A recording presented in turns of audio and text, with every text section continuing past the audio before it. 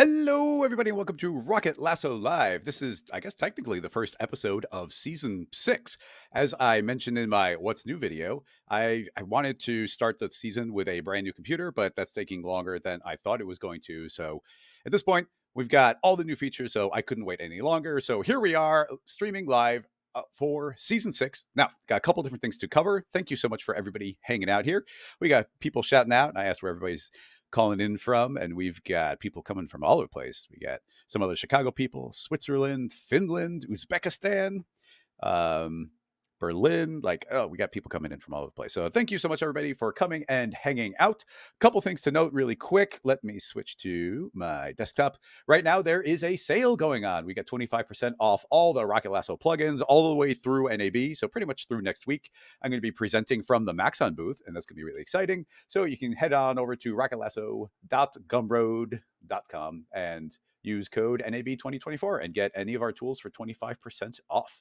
So that's also very exciting. But the most exciting thing today is talking about the brand new version of Cinema. And to help talk about this brand new version of Cinema, and it's one of the biggest versions in years. In fact, I think it's the biggest version of any of the videos I've ever made, because you've probably seen my video was 4 hours long.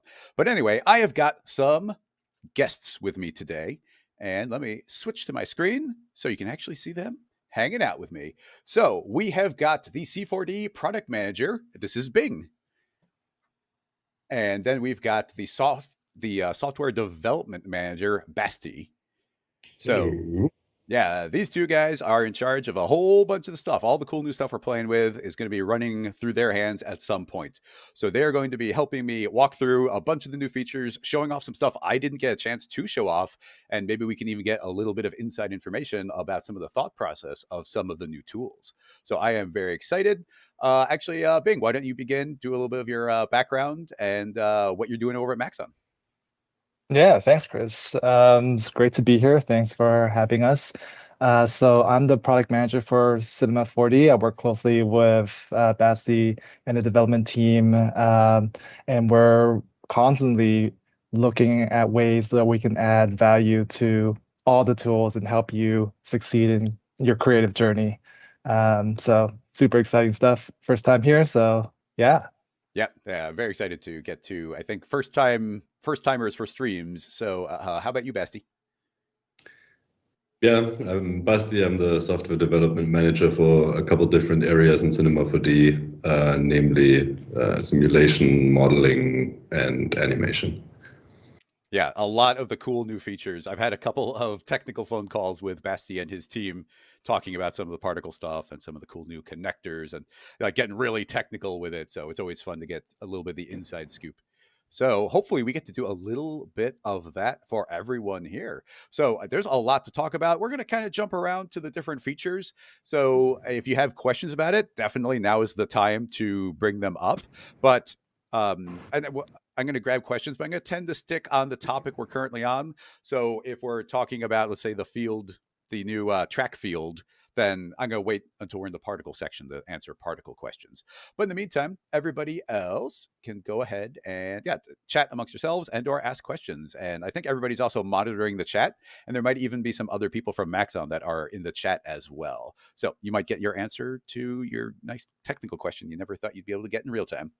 So I could talk about some general stuff when it comes to the new features, but there's a huge section in the new version where there's improvements to Redshift, and my video was already 4 hours. I didn't cover any Redshift stuff. So Bing told me he had some stuff prepared for that. So Bing, if you want to get your screen ready to share, we'll be able to swap over there, and I'll let you drive for a little while you kind of introduce it. And honestly, I know very little about it. So if you want to start from the basics, that'd be great for me too.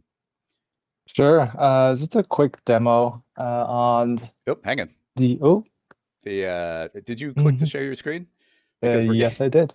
Okay, give me a sec. I gotta I gotta switch it so that you're not demoing Basti here. So settings, let's see, desktop, Skype active, Basti, shared screen. I'm gonna try this one. We might have to try a couple of times to get it right. There we go. Okay, first try. There we go. Perfect. So I have a demo file here. I'm just going to turn on Redshift IPR so we can see what's happening. The biggest thing that we're releasing with Redshift right now is the tune material, and this is a huge one. It's a request from a lot of our artists Oh, definitely. to have this. So we have our tune material node here. It supports multi-tone mapping nodes, so you can input all the tone maps into different areas of the node, and you can essentially control it, control the tone maps to change up the shadows. Let's go over here into the base tone map, and I'm just going to adjust like the ramp. You can see the shadows start changing. You can start art directing on how the shadows reflect off the object as well. That being said, we do have a couple of presets for tone map patterns. So I'm just going to look up patterns here. I'm just going to replace the base tone map with it. Nice. And we have a couple of patterns on halftone, sine wave. You can see the model starts to shade in to each of the patterns. So this is the start. We're going to keep improving on the patterns later on. And last thing on the tune shader is the contours. Yes. So we can we have internal and external lines that we can control here. So for example, the thickness on the external one, I'm just gonna crank it up even more. Let me change back to the normal one so you can see it better.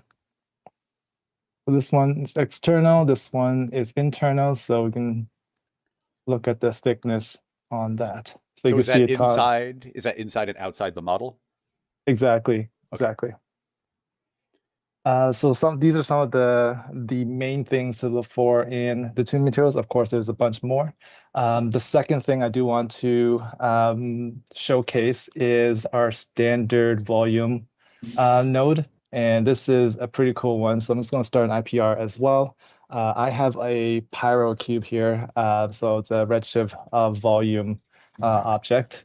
And inside the standard volume, we have controls for like different volumes, displacement, based on scatter and immersion and all that stuff. So I'm just gonna, Nice. you can see that you can adjust, like for example, the transparency, the amount of scatter and stuff like that. And you can hook it all up to different offsets. So here we have like our density offset. Um, and you can start playing around with this and start creating different looks and effects on that. Yeah, wow. And this is actually available not only on Cinema, but all the different DCCs that Redshift hooks into as well. Wow, excellent. Because Redshift is it still on a slightly different development cycle than Cinema 4D? We're merging it together as Redshift becomes Cinema's default renderer. We are developing more in line right now, so you'll see a lot of stuff come in sync when Cinema releases. Excellent. That'll make it easier for me to keep up with at least because before it'd be like stuff would trickle out throughout the months, and then when the new version came out for Cinema, I wouldn't even realize that some Redshift stuff had come out since I had talked about it last. Exactly. Now, I don't know if I saw the question here in the chat, but I've seen the question about the Sketch and Tune line. Well, not Sketch and Tune. I'm going to keep on calling it Sketch and Tune, but the tune shading, where it's a very fundamentally different system than Sketch and Tune, where I think Sketch and Tune, it was almost like vectorizing things. It would like vectorize the outline of the object, and then that would become like a post effect that would get rendered on top of your scene. But this entire thing is shader based, right? Correct, yes.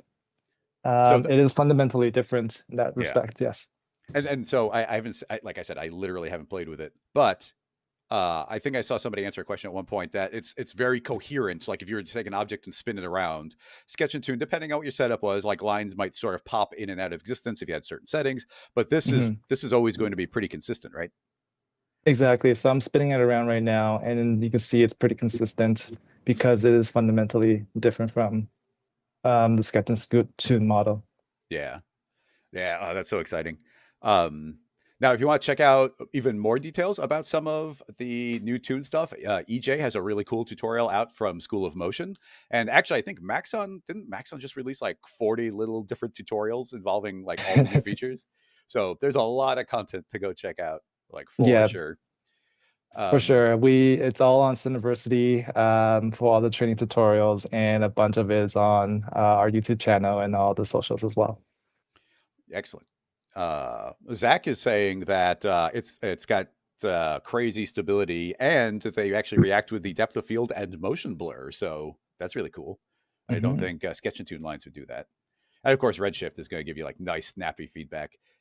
So very exciting. Does anybody have any questions pertaining specifically to the Redshift stuff?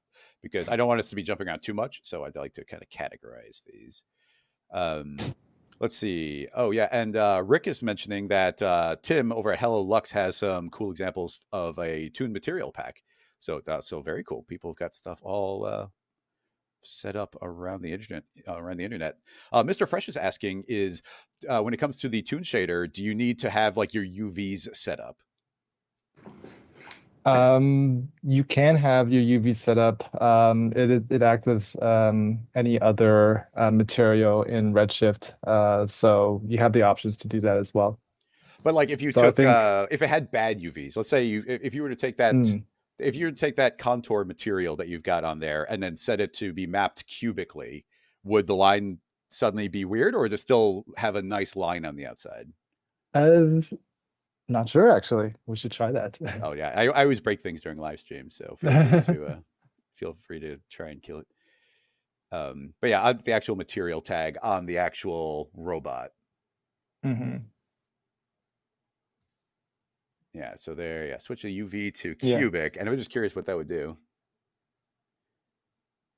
It changed the shading because it changed the shading, which makes sense, but the contour didn't change. So the contour seems to be UV independent. Excellent. Let's see. Demi's asking, are the other elements like transparency and shadows also sketch and tuned? So yeah, you've got that lovely what do you call it? Like the halftone patterning going. So that's like actually looking at the curvature of the object and being able to map it to a series of different gradients. So exactly, yeah. What does it do with transparency? Let's go back here. At any point, some of these questions might not have proper answers. So yeah, I am not equipped right now to look through this right. So I don't have an answer. I'll come back to it for sure. Oh, that's all good.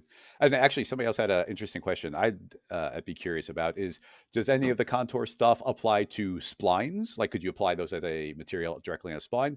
Because even if they don't, you could just render out any spline as a line and then put like a fully black material on there, and that would work. But does any of this have any ramifications as a direct spline? Good question. I need to check out with my counterparts on the Redshift side on that. Yeah, excellent. Yeah, my audience asks good technical questions. So let's see. Tobias is asking if the outlines can be distorted or roughened. Like, what kind of controls are there as far as controlling the thickness in a particular area, or if it's kind of jittering in and out? Sorry, can you repeat that question? So right now it looks like, and I'm just doing this based on the visuals of what you've got right now, is there's a lot of like thickness up near the top of the robot, but as it curves around to the right, it's getting skinnier. So probably there's something based on the angle. So is there within the contour itself, like could we feed in like a C4D noise and control the thickness of the line at varying points, things like that? Good question. So yeah, I mean, the thickness does have one of those squirkly settings, so maybe it could get a control. I don't know. I haven't tinkered, and I am not going to hit render on my machine while we're live streaming because with my 8-year-old 1080s, I think I might just kill the stream. So I will not be rendering anything over here.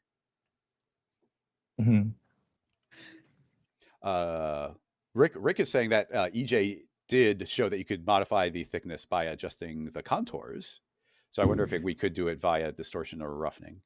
We have a thickness modifier here that we could play around with.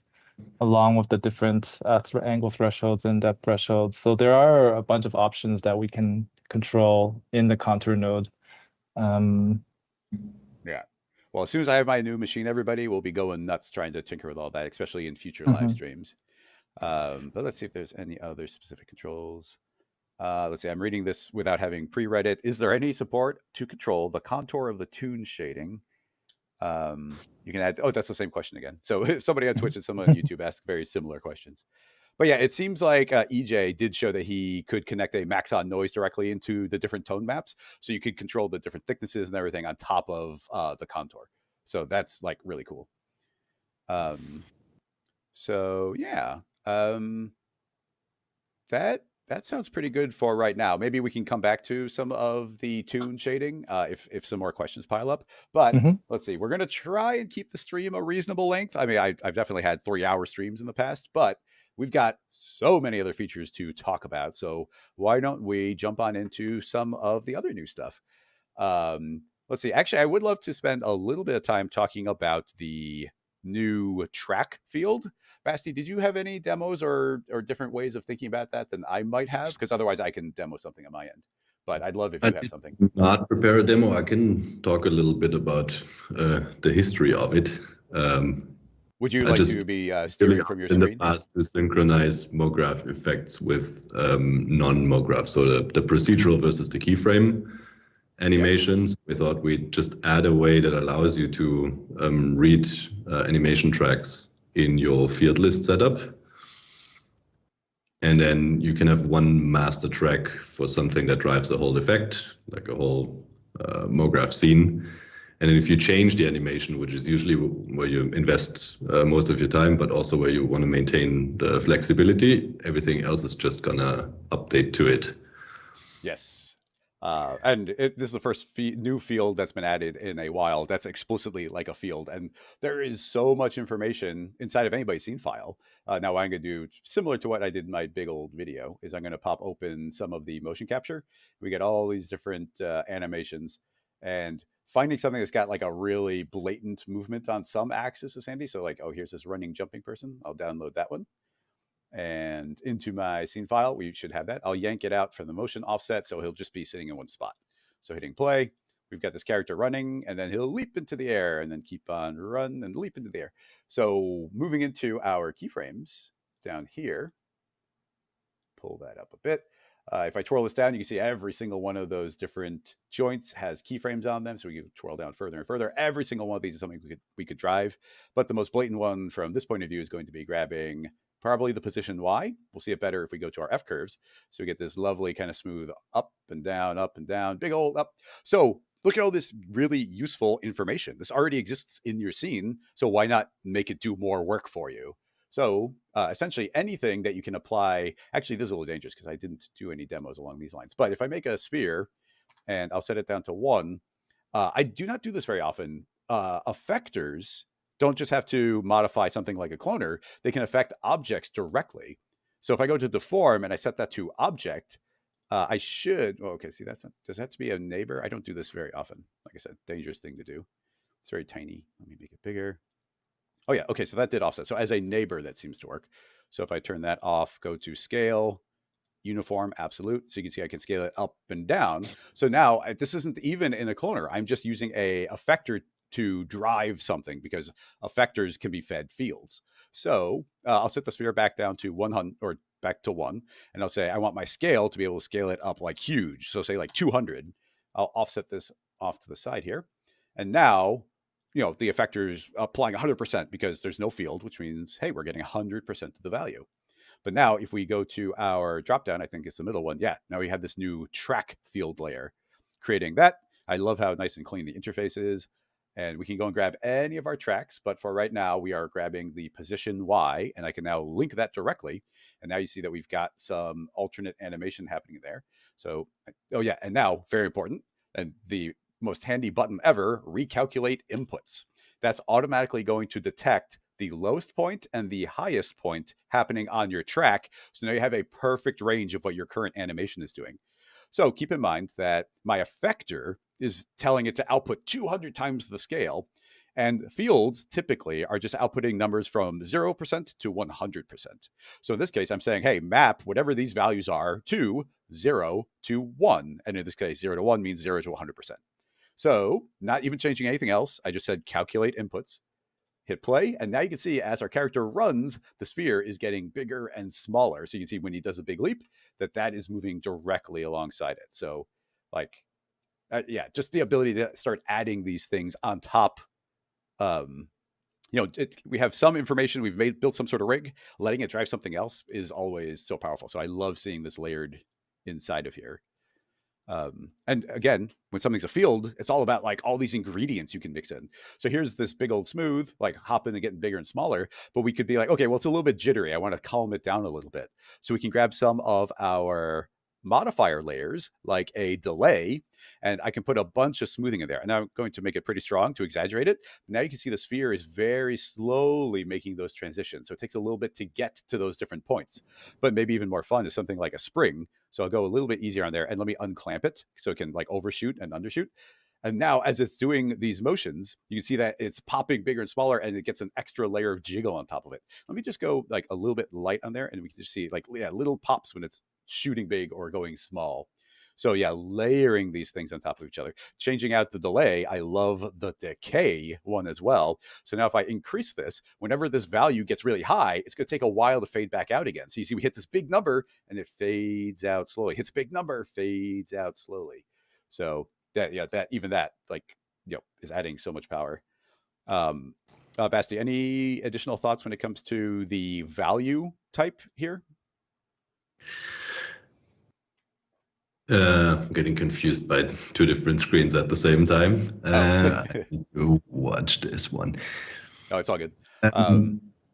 So that's actually one that I really like about it for the math people. So you see the graph and the timeline. You can either just get the value of that graph, or you can get the velocity, which is the change of value, or the for math people, the second derivative, I guess, the acceleration, so the change of change. Yes. I think you had a really great setup to illustrate this in your stream earlier and release video with the car and acceleration, so braking and speeding and responding to that. Yeah, very much so. The other thing that I really like, in a single case like this, it doesn't make too much sense, but if you use this on a cloner, you can control the offsets of the animation. Yeah. Let's see. What would that, I guess maybe I'm not fully following. So let me we'll start out simple, make a sphere, drop that into a cloner. We'll have this nice simple grid. Send down to 50 and we'll increase that to, I don't know, 7 by 7. Okay, so now you're saying if I were to drive the cloner with the effector, and this time let's not affect the scale, but instead we'll just do some simple clean position so they're popping up in the air. So right now that field is going to be applying to all of them uniformly. So if I hit play, all of them are moving up and down, kind of corresponding directly to the character. But are you saying to offset the animation? Offset, the animation, I think this one is global, but add to it in the field list. I don't know, the simplest one is probably a step field. Okay. So yeah, and if you mean the animation, so that'd be the animation of like the sphere. So if I physically keyframe the sphere. So you end up with, even though you're using one track, you end up with like variation for each and every one of the clones. Okay, so I'm going to keyframe. Let's keep it as simple as possible. I'll start at the beginning or start at 0, end at 0, and in the middle I'll have it hop way into the air. Give that a keyframe. So I got a single animation there. So now the cloner, let me turn off the plane effector. So this is just raw cloner here. Hit play. You see all of them are going to animate up and all of them animate back down again. Now the plane effector can start to affect that, right? So you're saying would we be doing a time offset perhaps? Okay, so let's turn off position. So it's this plane effector is doing nothing right now. So now we'll do a time offset. So I'll say, we'll make it kind of extreme. So I'll say like 90. And under fields right now, you see everything. The track's not the track's currently not doing anything. So we could do something like a step. So this is like every single index. So you can see now we are able to get just via step, we get this nice offset of each of them. So now, are you saying drop the step into the track? I'm sorry, drag step into the track offset? Ah, right. That's how it was done. And then you get like a different sampling location for each. It still follows the curve, but you're offsetting the basically where your time slider is at the moment. Yes. Yeah, the entire animation is Sorry, I sliding got forward or confused. backward. I said it in the past and I didn't recall. Yeah. Yeah, but yeah, well, it goes to, there are quite a few different effectors, or not effectors, but fields that will have a built-in offset of some type. And those are always really powerful, which is essentially this field has a field, and the thing that we can offset in there is the offset parameter. And in fact, I didn't even kind of talk about the offset in the basic sense in this live stream here, but those are all these. Well, I don't have it set up now anymore to do one-to-one, but we can actually offset the time. So we could say, hey, I want to pretend that this entire track has been scooted backward in time or scooted forward in time parametrically via this offset. So you can actually change your animation to be, maybe anticipating what something else is doing. I'm going to just pop open those other two files so we don't spend too long here, because I do want to move on to some of the really cool things. So let me find my file. I have a million demo files I've been putting together. Here's a second one. So this one, hopefully in a pretty clean way, is going to show off the velocity. So this one is literally in the video, so we'll keep it quick. I've got a cloner with a cone inside, and the cloner is going to scale the cone to get bigger and smaller.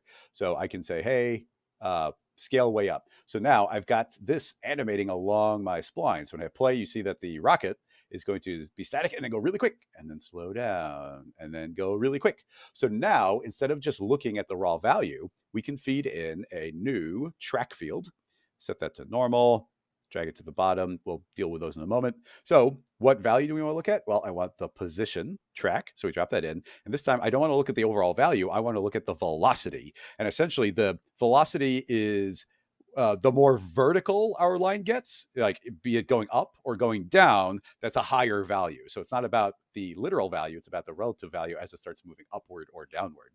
So we can say recalculate inputs, and you can see that this at the minimum is going to be 0, and at the max is 0.3, and that's the quickest the velocity changes over time.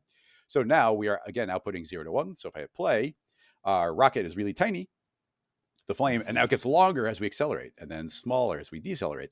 But here's a good chance to do that time offset. And I can't remember if it's forward or backward, but I'm going to say 0.2. This is in seconds, not in frames. So 0.2. So, like an eighth of a, or a fifth of a second there. So now, hopefully, yeah, you see the flame, you look at the very beginning there, the flame starts growing before the rocket goes. And of course, the rocket should be responding to the power of the fire coming out the back. So you want that to anticipate the animation. And we could scoot that back further. I could do like a 0.5, which will be a full second. So a 15 frame offset where the fire comes out early. And then as it starts decelerating, the flame will anticipate it. So yeah, just that offset, really, really powerful.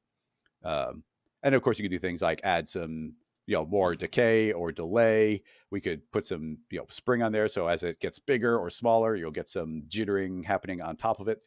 So yeah, get some jitter on there. Always remember, well, not always, but you usually want to turn off your clamping value here so that it can potentially overscale. It can go above 100%. And I might as well just jump straight to the final file, which, I don't think this is going to be the, not the final file, but give that a second to load up. So we have to still build it in. But this car is going to be moving very, very quickly around the entire scene. So that's being controlled by this tilt. So I can activate that. And you'll see that this time I'm controlling the rotation. The whole car is in a fracture. So I'm just treating it like a MoGraph object. Otherwise, every individual piece would be spinning. So like the doors would spin separately. So a fracture enables you to do it all as one unit. So here is the animation of the car. If I hit play, you're going to see the car is going to accelerate in, and it drives forward, and then we'll slow down, and then eventually start to go backwards. And it's going to kind of zip forward and backward. So let's get the tilt of the car going. I might have to guess and check this a couple times, but under fields, I will create a track And the track this time, I want to, again, see the position of the spline. But our value this time is going to be acceleration. Now, technically, the acceleration is going to go positive and negative. So I'll turn off absolute value before I hit calculate. If you have this turned on, you get different values. So let's make sure that's turned off.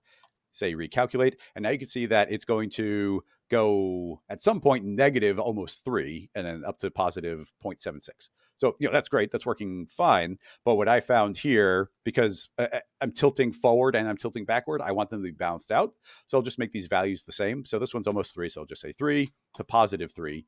And then I need to make sure that I think I want to go to my remapping and say my minimum is minus 100. Yeah, there we go. So now that's just saying I'm mapping anywhere from negative 100 to positive 100 via our track. Excellent. So having done that, hopefully if I hit play, we'll now see that when the car accelerates, it's actually tilting backward automatically. It's doing that math for us. And then when it brakes and when it goes backwards, it's going to tilt forward. Now, the important thing to note is mathematically, this is different. Velocity and acceleration are similar, but different, because this doesn't care about how vertical something is. It cares about how much is it changing in a given frame.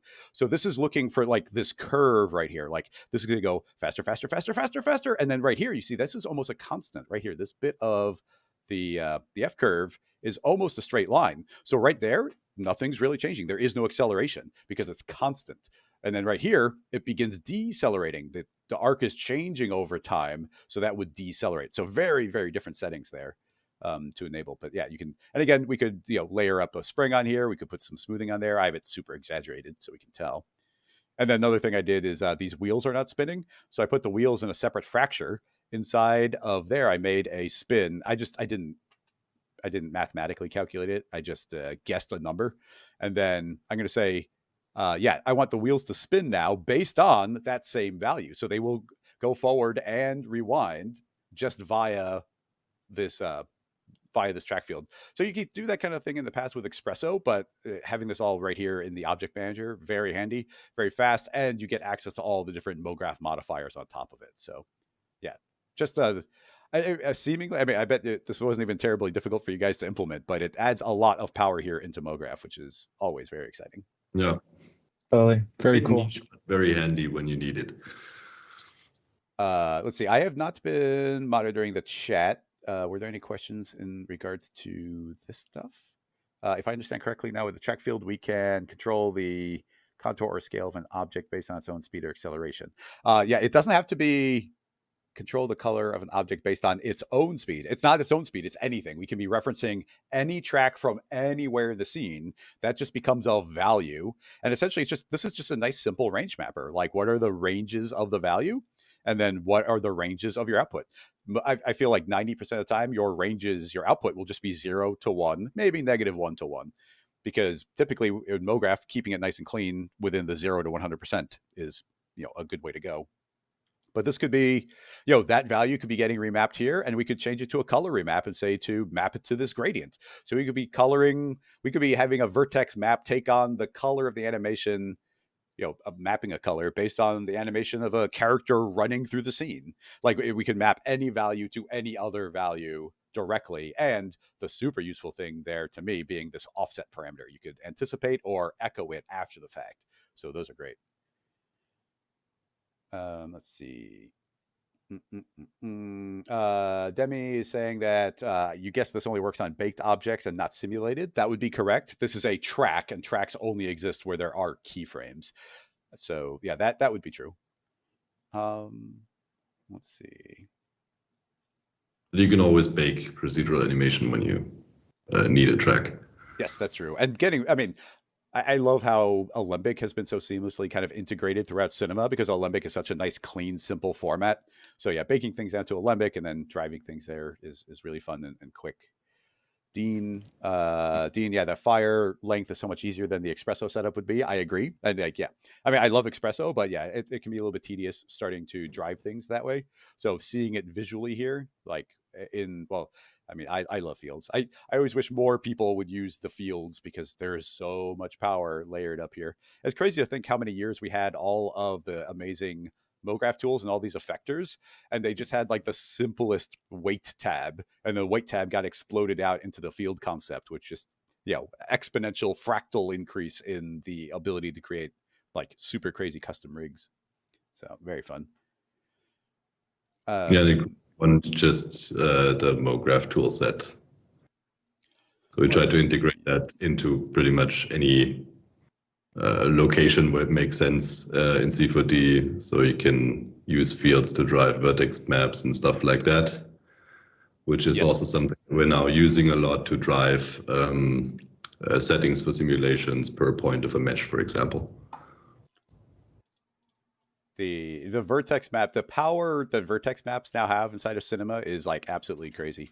I love the vertex maps and the vertex color maps where we can parametrically drive them with fields. So we didn't have to make anything editable, but now I can drop in a random field, scale that up, and now we've got all this data just living on the surface of this object, like inside of the points. And it's not that long ago that we could not do this, that there were no fields, and then that there were no fields in the vertex map. And then it's only a couple versions ago that we were able to do this on a parametric object. So that's very cool. But I think that sets us up really well to talk about the new property transfer. Would either of you happen to have any kind of demo set up to chat about the property transfer? I had tried out a few things earlier in the remesh, but it's pretty much the same. Unless we want to talk about that separately, we can combine it. Yeah. No, definitely we can have those be combined. I think of them the same way. So yeah, I've swapped to be the shared screen if you want to take control. I'll grab it.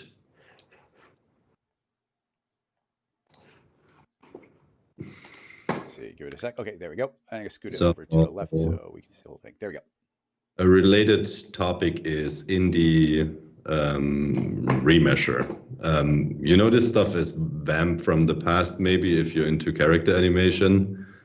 There was a tool built, I don't even know when, many years ago. Yeah. To do stuff like transfer weights from one mesh to the other one. And we made some nice improvements and also integrated it in the remesher, and we have a procedural version of this as well now. So if I think I used a rock earlier. Also nice, by the way, just to have the asset browser for testing things, then you don't need to start from scratch all the time. Absolutely. So I have which shortcut is it? Come on. Do you have to change the layout to do it? Or Modifier is not working for some reason. To pop out the... Is that a thing? Is there a modifier in the UV map? I'll just quickly switch to the UV edit layout, just so we can see the UVs. So this is how the UVs are laid out for this little rock right here. And we can use VAMP to translate from one to the other. A good example for this is the remesh itself, because you start with one mesh and then you end up with a similar shape, but not the same points in the same locations, not the same number of polygons, all of that. So when I remesh this, especially if I have like a different density, then you start seeing this mess over here where it's already like trying to match some stuff, but there's now this little checkbox right here, and then you can see how it's taking the original layout and it's trying to preserve the boundaries, and you get pretty much the same thing as you've had before. And if you render this, it should be pretty much distortion free. Of course, you can push it too far. If you have like a super low resolution and there's just no points nearby where a seam used to be in the original, then there is going to be some errors, but this is like the best you can get. And what you can also do, so this was just built into the remesher. Maybe we can do that with a simpler example, or we leave this in here and do a current state to object. Maybe that would work too. We turn this off. So now I'm baking this, and let's do a quick check by enabling the lines. If I move this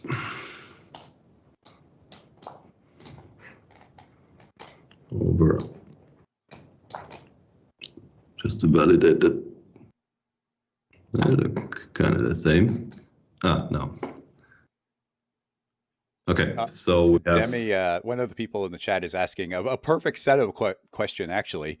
They're saying, I wish the property transfer was procedural. Any prospects for something like this? I'm getting there. Well, we got good news for you there, Demi.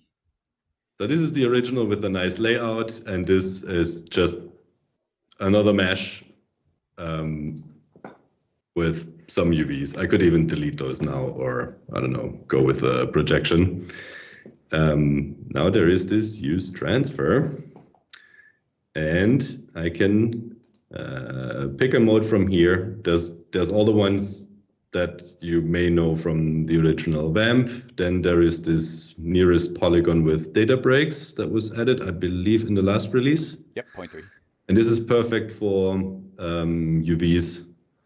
This is a little bit hard to name. Maybe I hope this is obvious enough. What this does is, if you have stuff that is associated with a point, then it's easy in the case of UVs, if they're connected, like in the middle of this patch over here, then one point or one sampling location represents all of the UVs. But if you have a boundary, then on the boundary, a point will also be sitting somewhere else on the boundary. So you have several pieces of data sitting in the same spot that are not connected the same way as the 3D mesh is.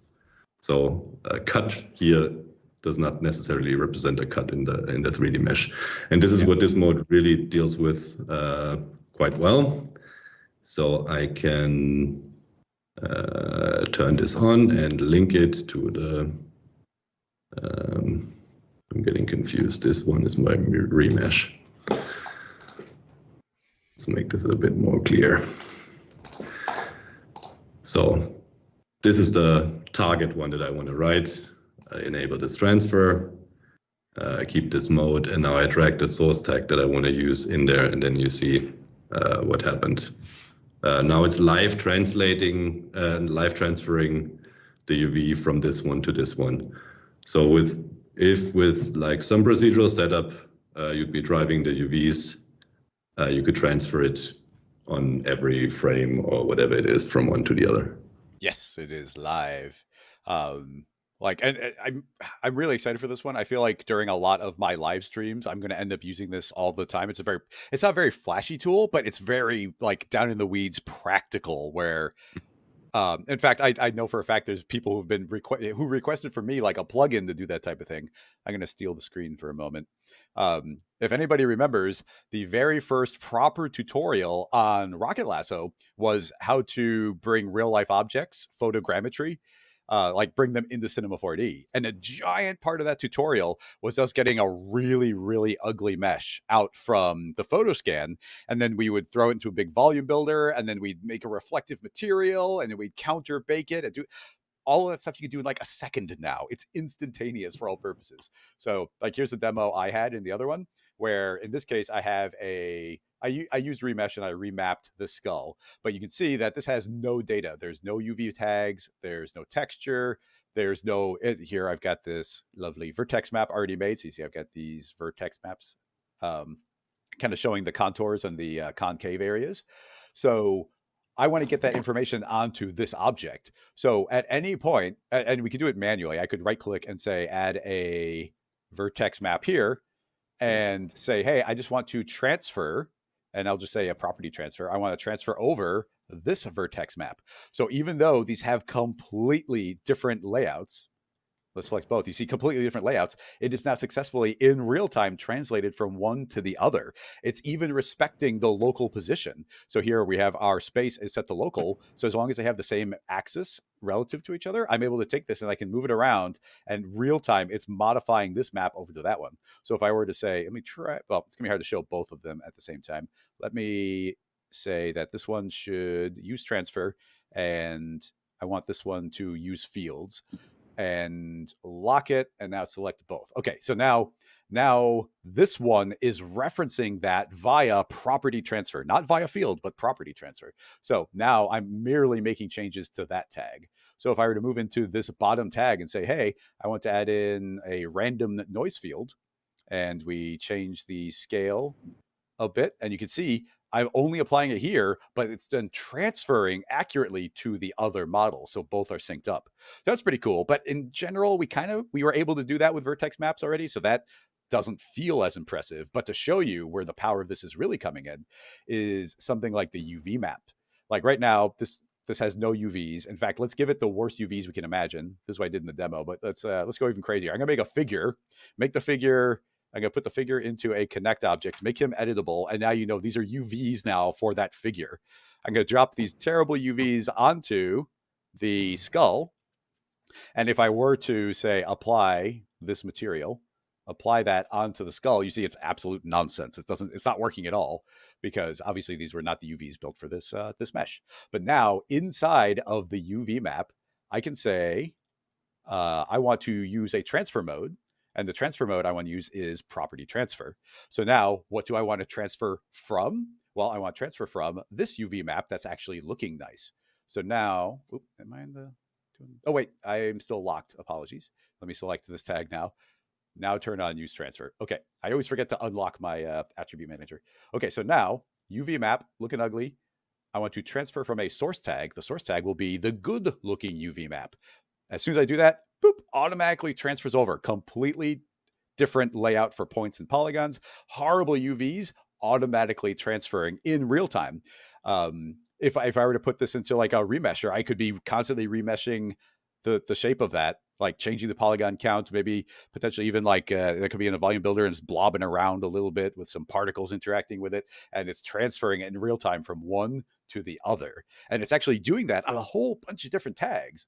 Under our character menu, they renamed Vamp. I can't remember what Vamp stood for. What was that?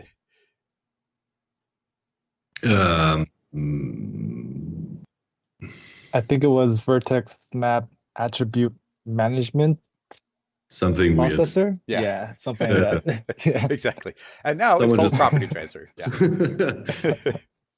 Yeah. So essentially, here's the, like, I just showed you the parametric way to do it, but here you could do like the one-shot version of it, where you could say, hey, transfer from one object to another. And I don't know if that transfer property exists parametrically in all these different things. So like if there was a morph tag, is there now a property transfer on it, or is that like a one-time thing here? The morph tag I'm not sure about, but you can do like vertex map, vertex colors, UVs, selections, normals. Yeah. So all of the select. Normals is a good example, because that's another case where you might have the same situation as with the UVs, where you have a different topology. So several normals associated with the same point. Yeah. No, yeah. So this tool is great. And it's like, I kind of think of it as one. It's been integrated really seamlessly into that remesher.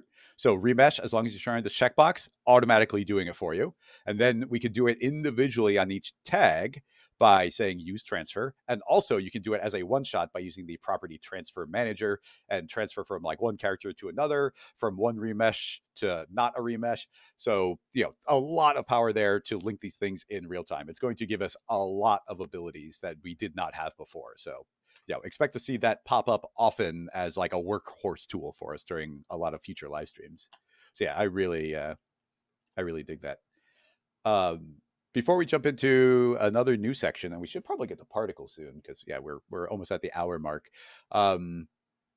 What is each of your favorite new features that came into, and actually I'd love to hear this in the chat as well, but for both Bing and Basti, What's your new feature that got implemented? And if it's if it's really broad like particles, what's your favorite aspect of particles? But Bing, why don't you start? That's a good one. I think it's the ability to have external caches for all the simulation types, because it wasn't a thing in the past, but now that each simulation type has the ability to kind of have the external caches, you can reduce your files dramatically and start sharing your caches with other people as well. Yeah, I didn't even realize that we couldn't cache externally because I cache so infrequently because I'm not usually sending things to like other people and I'm not typically transferring to like other bits of software. So when it was like, oh yeah, you can cache externally, I was like, oh okay. But actually, even with we're not there yet. But when we haven't talked about connectors. There's so many new features in this version. It's crazy. There's a lot. I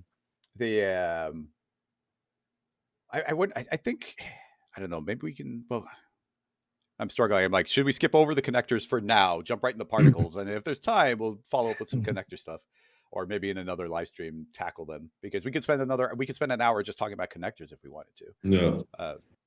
But anyway, Basti, how about you? Features, particles, maybe. One more time. Or can you say it again? It blipped. Sorry, I just said my favorite feature is particles, so maybe that's the cue for switching. And yeah. Do you have a specific maybe modifier or aspect of it? What I really like about it is how the integration turned out, how the workflow works in the object manager, and how it interacts with all of the rest of Cinema. For example, the particle field is maybe something underrated that I really like, that you can just fetch particle data and do some cool stuff with it. That is maybe not obvious, but it gives you a lot of different options. The type of thing, I guess, that you like to abusing system to do. Always abusing that type of stuff. Weird tricks. Speaking of modifiers, I think one of the cool ones that I like to use a lot is the surface attract, and then combining it with all the different forces and tracer as well, just to make those really cool contoury stuff around objects. Yeah. Before we start steering it, and actually, Bing, I don't know if you have any particle stuff you might be able to show, but I know Basti, you might be able to pull some stuff up from the asset browser if you don't have specific things, because I spent 3 hours talking about particles in my video, so I'd like to see other people's takes on it. But I think for me, actually, my favorite aspect of the new particle system is not even any of the modifiers. I mean, my favorite modifier is the flock and the predator and prey. They're so much fun. But my overall thing that I like the best is just the organization of it, that all of it is exposed right there in the object manager. It's really clean. There's no in excludes. And I don't have a problem with in excludes, but the ability to just drop a modifier directly under a particular particle group, and now it's applying only there. It's so fast. It's intuitive. It is communicating perfectly what it's doing. I absolutely love that setup. But yeah, I'd like us to be able to dive right on in. One thing I will mention before I'll go to my screen, and then Basti, I'll be jumping to you. But under simulate, you'll see that there's all these different menus. So we got 4 different types of emitter. We've got groups, we've got conditions, and we got all these modifiers. And essentially you're constantly grabbing these so often. And right now there isn't a new particle layout. So at least for me, I definitely suggest everybody makes their own particle layout. So what I did is I tore all of those off and I docked them along my viewport, along with the forces and also the matrix and the tracer. So essentially I can very easily click between all of these when I need to. So just throwing it out there that whenever I'm showing my screen, I'm going to be showing this layout, which isn't built in right now. But anyway, I'm going to swap over to Basti's screen, and yeah, let's take it from scratch for some of the basics, because people are, maybe this might be the first time they're seeing anything about this. Yeah, we can start with something from scratch. I just quickly wanted to draw everyone's attention to these nice presets that come with Cinema now. If you go into the asset browser, there's example scenes, features, and then particles. And there's a whole bunch of different examples for you to look at, see how they're done. Some of them are maybe even a nice starting point if you want to make it your own, but you can also learn a lot about the particle system itself, what it can do. Yeah. And how cool are those like animated thumbnails? So cool. Gets a really nice preview of what it is. In the previous release, but it was in anticipation of this happening. So really animation for the previews. Yeah, so you can hover over them. And then as usual in the asset browser, you can see I haven't even downloaded all of them. You can already preview them before. Yeah, it's really great. On your local machine. If you do double click, you just get it as soon as it's downloaded, and then you can play them back. And this would be one of those that is maybe not like a final effect that you would use in your day-to-day work. It's more meant to illustrate aspects of the particle system that are relevant. So in this case, the main thing that it's trying to illustrate is taking the vertex color tag, and while you're emitting from this mesh, it's reading this color. So whatever you put in here, you can draw it by hand, you can drive it with fields, maybe even with a texture if you use a shader field, and then that will be the color of the particle based on where it's being emitted from the mesh. There was a question about how long was this particle project under development? Oh.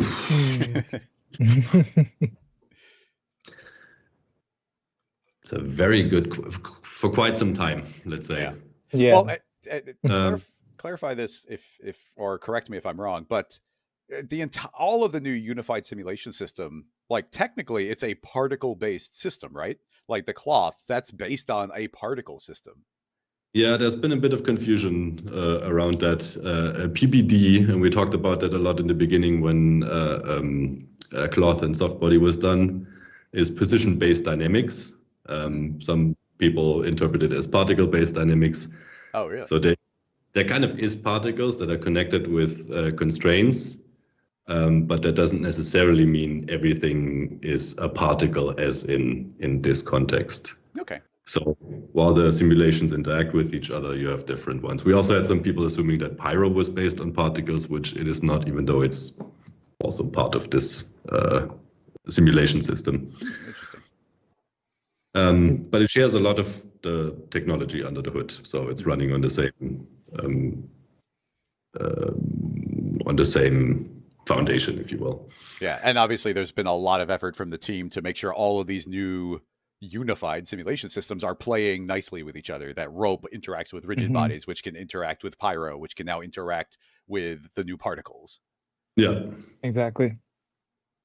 That was one of the things that really annoyed me in the past, that you had a lot of simulation systems in cinema, maybe not the most advanced ones, but you had a cloth, you had the bullet, rigid bodies, for example, but they just couldn't talk to each other. If you shot a bullet sphere into a cloth, you could have one-way interaction. So if you made the sphere a cloth collider, it would move, but it wouldn't push back. Mm-hmm. If you made it one-way simulation from your concrete cloth, stuff like that. And the many different systems didn't really interact with each other. So this is something that we're trying to solve now, that any simulation type that we're adding is playing nicely with all of the other ones, and they can exchange data and influence each other.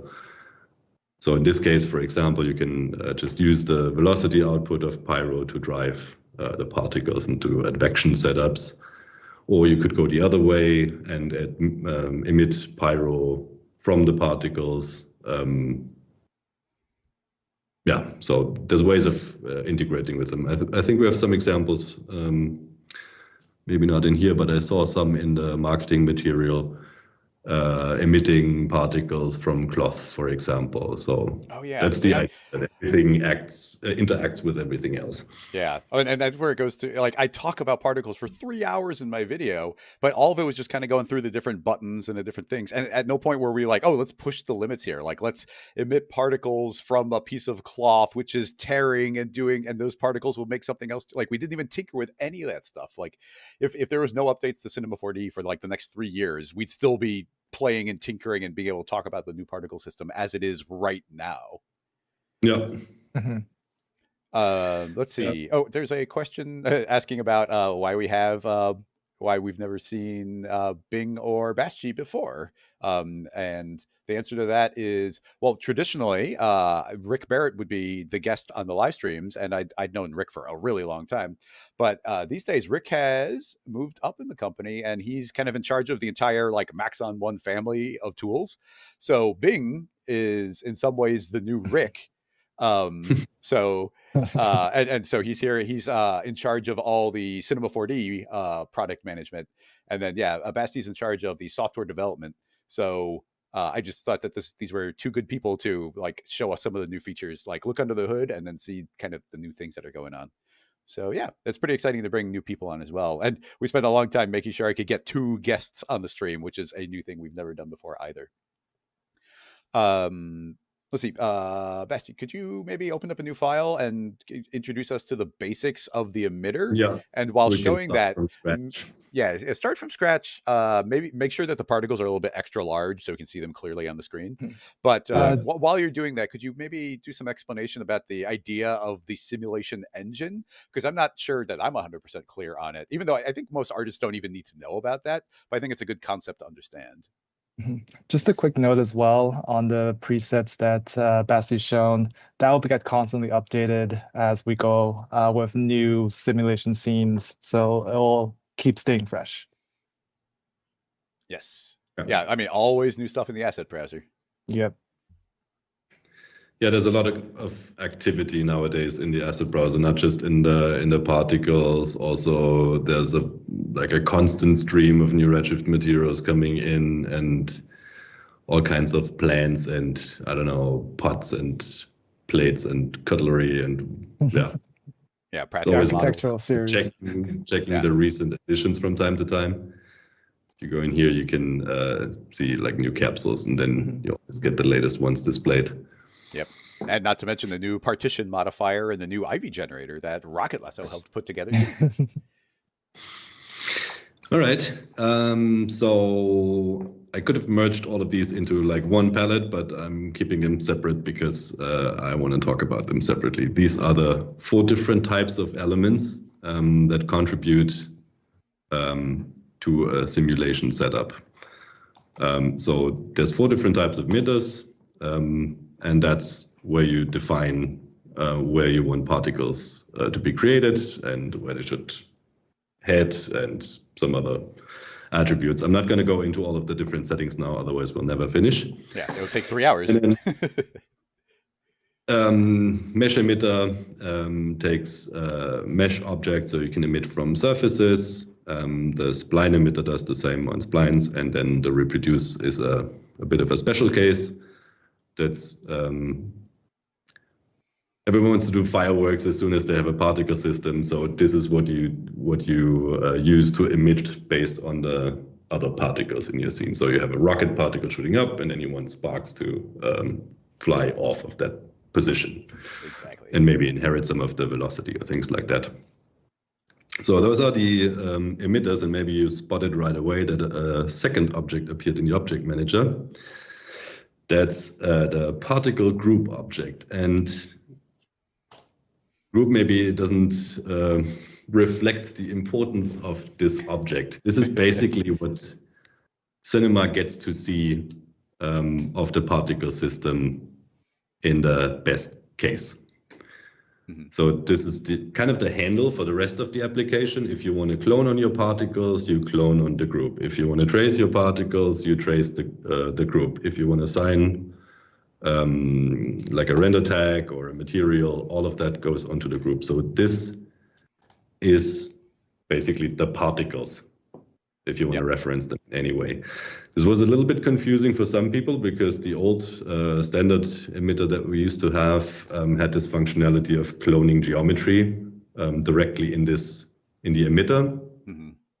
So it was the particles and defined the emission. But you'll see how this makes sense when you have more than one emitter emitting into one group, or when you learn how the groups allow you to control the setup and what's happening, which we'll get to in a bit. Yes. Then we have conditions, and this was a bit of a leap of faith. I think it worked. This is a completely new paradigm that didn't exist in cinema before. It's basically a logic hierarchy object, if you will. Yep.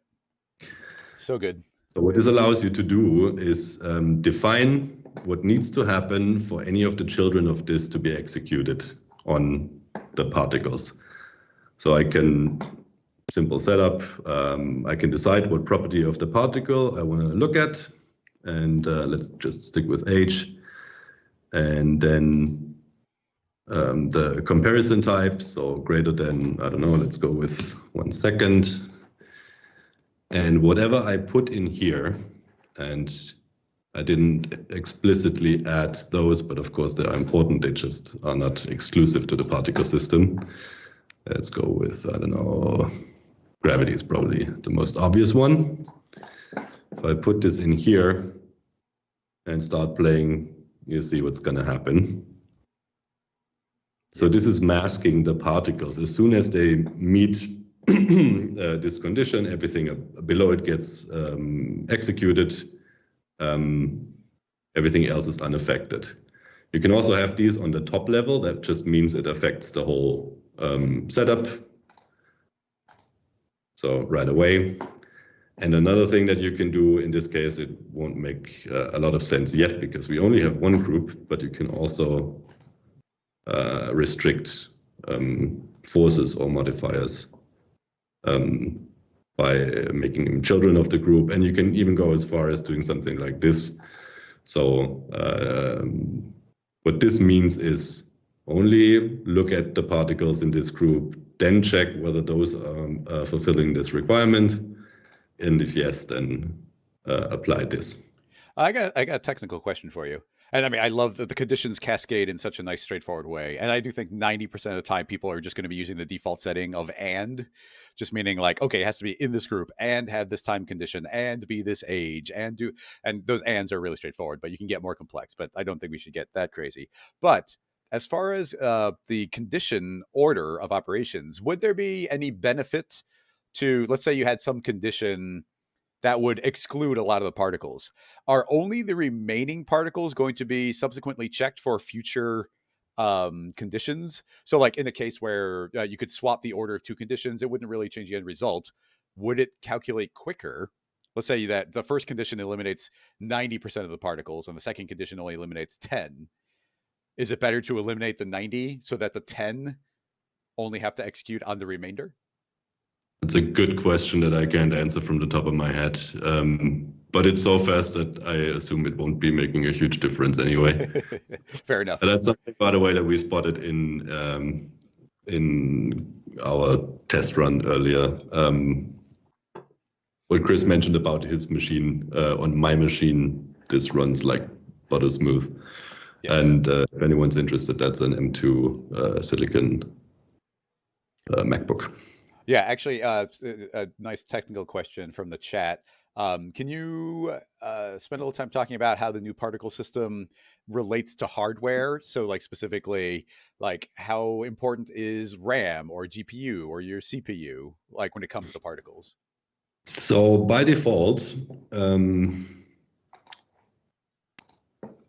well, that's in here for all the simulation types. We're supporting CPU and GPU with all the new simulation stuff.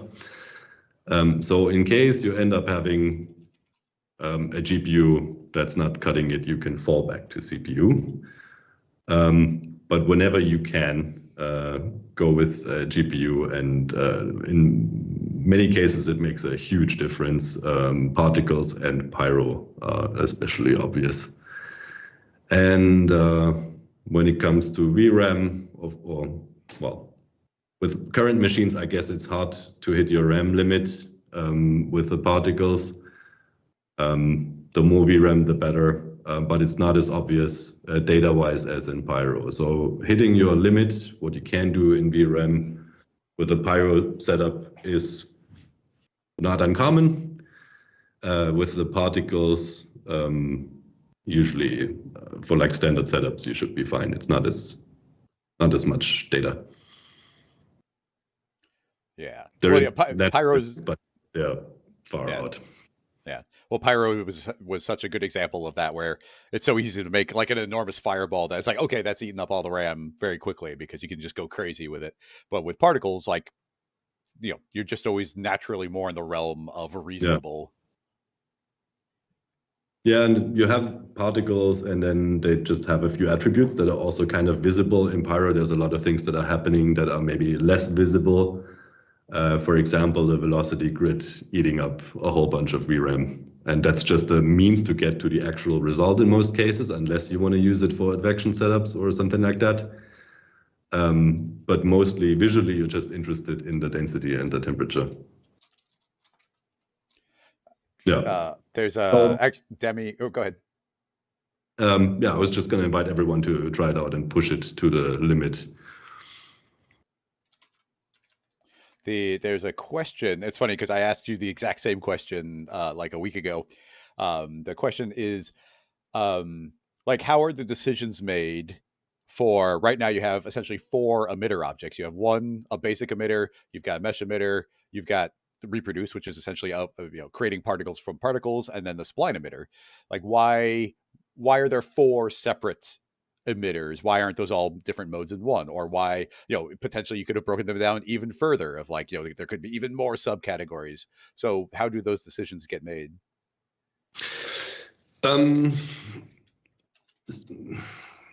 You can squeeze it all into one, but I don't think it's buying you a lot. We had in an intermediate state, I think not all of it, but most of it squeezed into just one. But I don't find myself very often switching from a basic emitter like a rectangle shape to like a mesh. It's one or the other, and the settings are so different that you also can't easily translate them from one to the other. So there is no real continuity that helps you if you go from one to the other.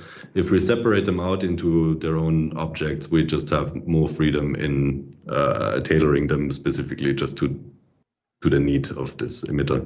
Yeah. Yeah. We also have the freedom of maybe having different sets of tabs, like I don't know. Maybe a good example. Here we have the separate property tab that allows you to read maps for all the different attributes that you can have during emission. That doesn't make any sense to have for the basic emitter. Yeah.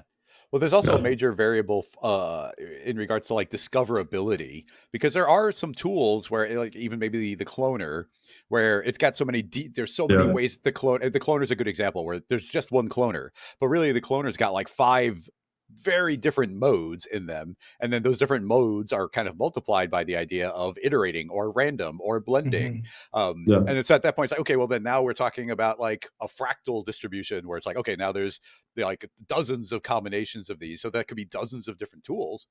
But so it's kind of nice that they're all in one cloner, but at the same time, sometimes there's a mode where, I mean, I try and talk about it all the time, but I feel like there's a lot of people that don't know about blend mode in the cloner because it's a subsetting. They might not notice it. It works for what they're expecting it to do, so they don't even realize that there's another one. Where here, there's a separate spline emitter, so it's communicating immediately, very clearly that, oh, I can also emit from splines. I didn't realize that. Yep.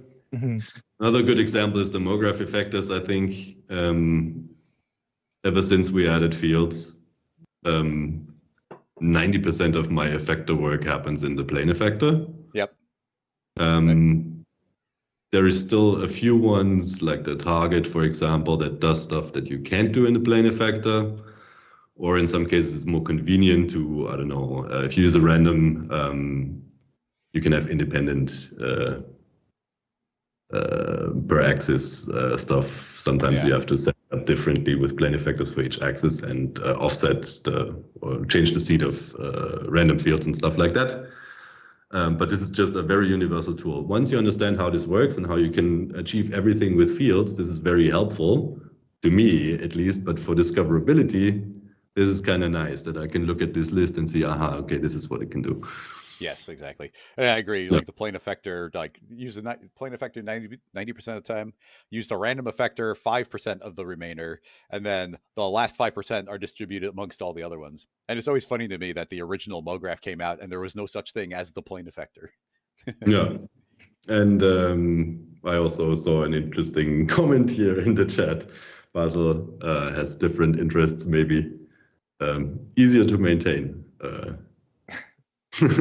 That's interesting because my brothers and I develop tools. Obviously, we make plugins, and my brother Danny was coding. Actually, no apologies. My brother Johnny was working on the utility splines, and there was like 5 different tools built into one, and they didn't want to split it off into separate pieces because it's like, well, if we make one change, you'd have to propagate through the other ones, and if it's all one piece of code, then it was easier to maintain, at least from their point of view in that particular instance.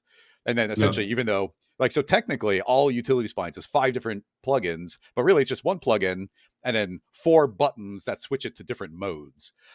So it is 5 plugins worth of stuff, but all crammed into one object. So yeah, it's just stylistic difference really at the end of the day. There's always a, interface design. There's a million decisions to be made. And it is the way people interact with the tool. Like, how do you translate technical math to be intuitive to an artist? So a constant challenge of how much interface space do you have? What are the precedents? Like, how does Cinema 4D typically do something? Because you might have a really cool new concept, but nothing else in cinema behaves that way. And that can trip people up. So yeah, a million decisions to be made. Yeah. So getting back to the different elements that we have, we're only like halfway through. So conditions, maybe these can be brief. Field condition and time condition work just like this, but in this case, you're using a field to define when something's happening. So if we did this instead, so instead of looking at the age, we're now looking at the field list. And if we do like a, I don't know, spherical,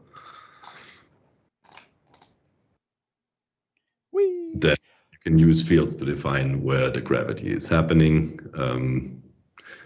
Gravity, of course, you could also mask through this, but we have plenty of other things that can be masked. And I guess we should add some clarity maybe to the term mask, because I didn't use the word mask a single time in my entire 4-hour video. Okay.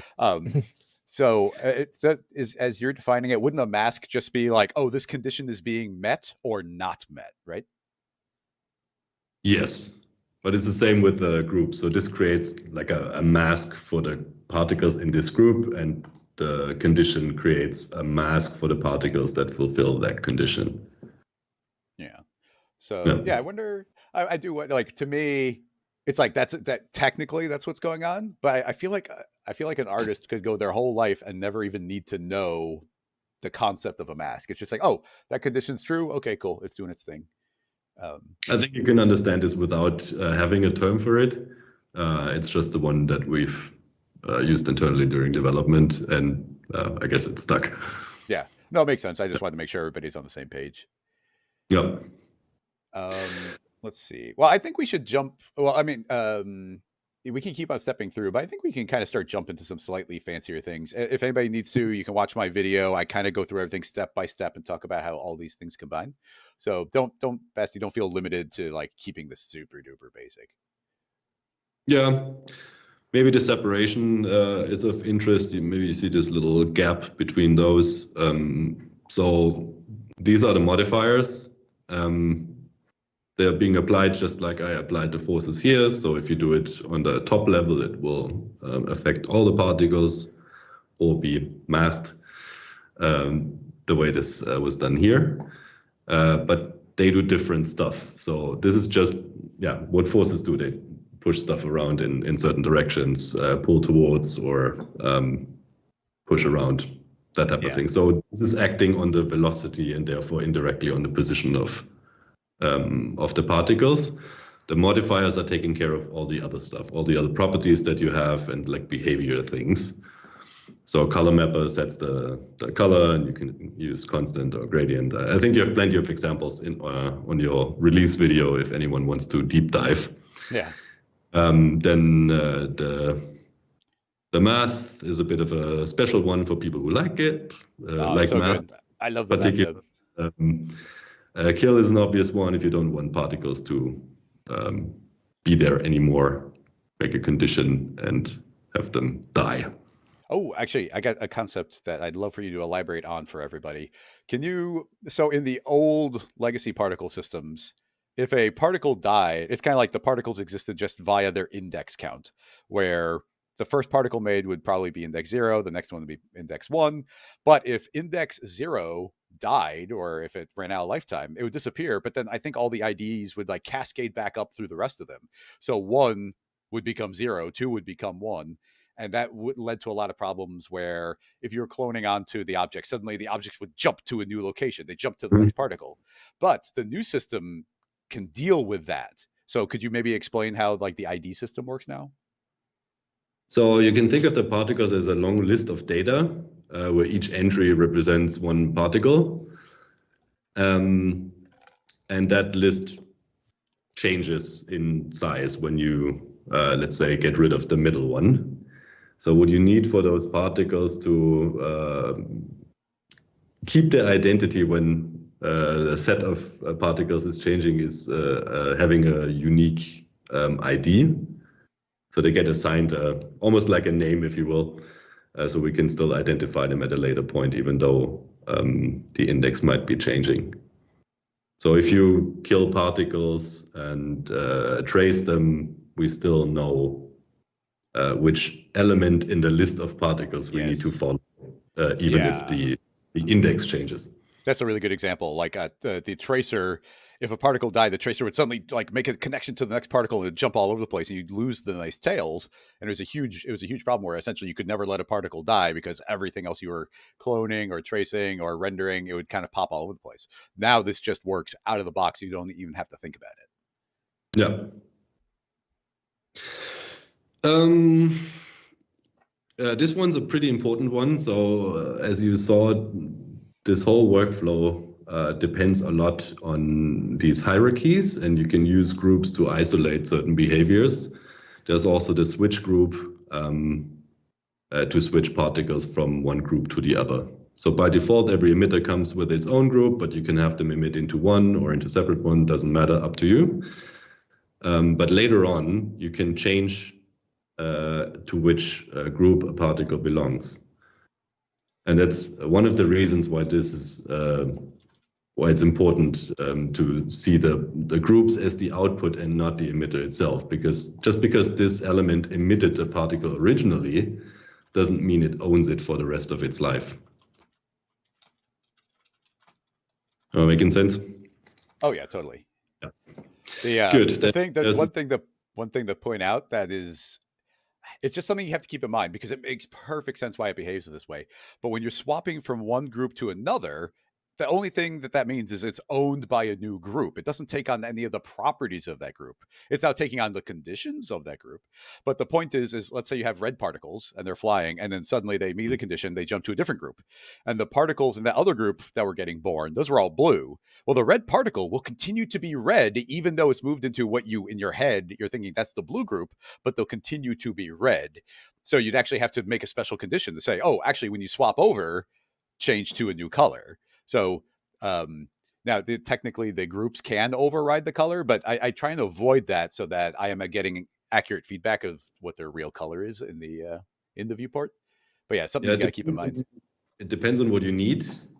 Sometimes it can be really useful for debugging to override the color. So each group has the ability to override the color with something else. Then you're not seeing the particle data for color, you're just seeing what the group says my color is. A bit like the display color in other objects in cinema.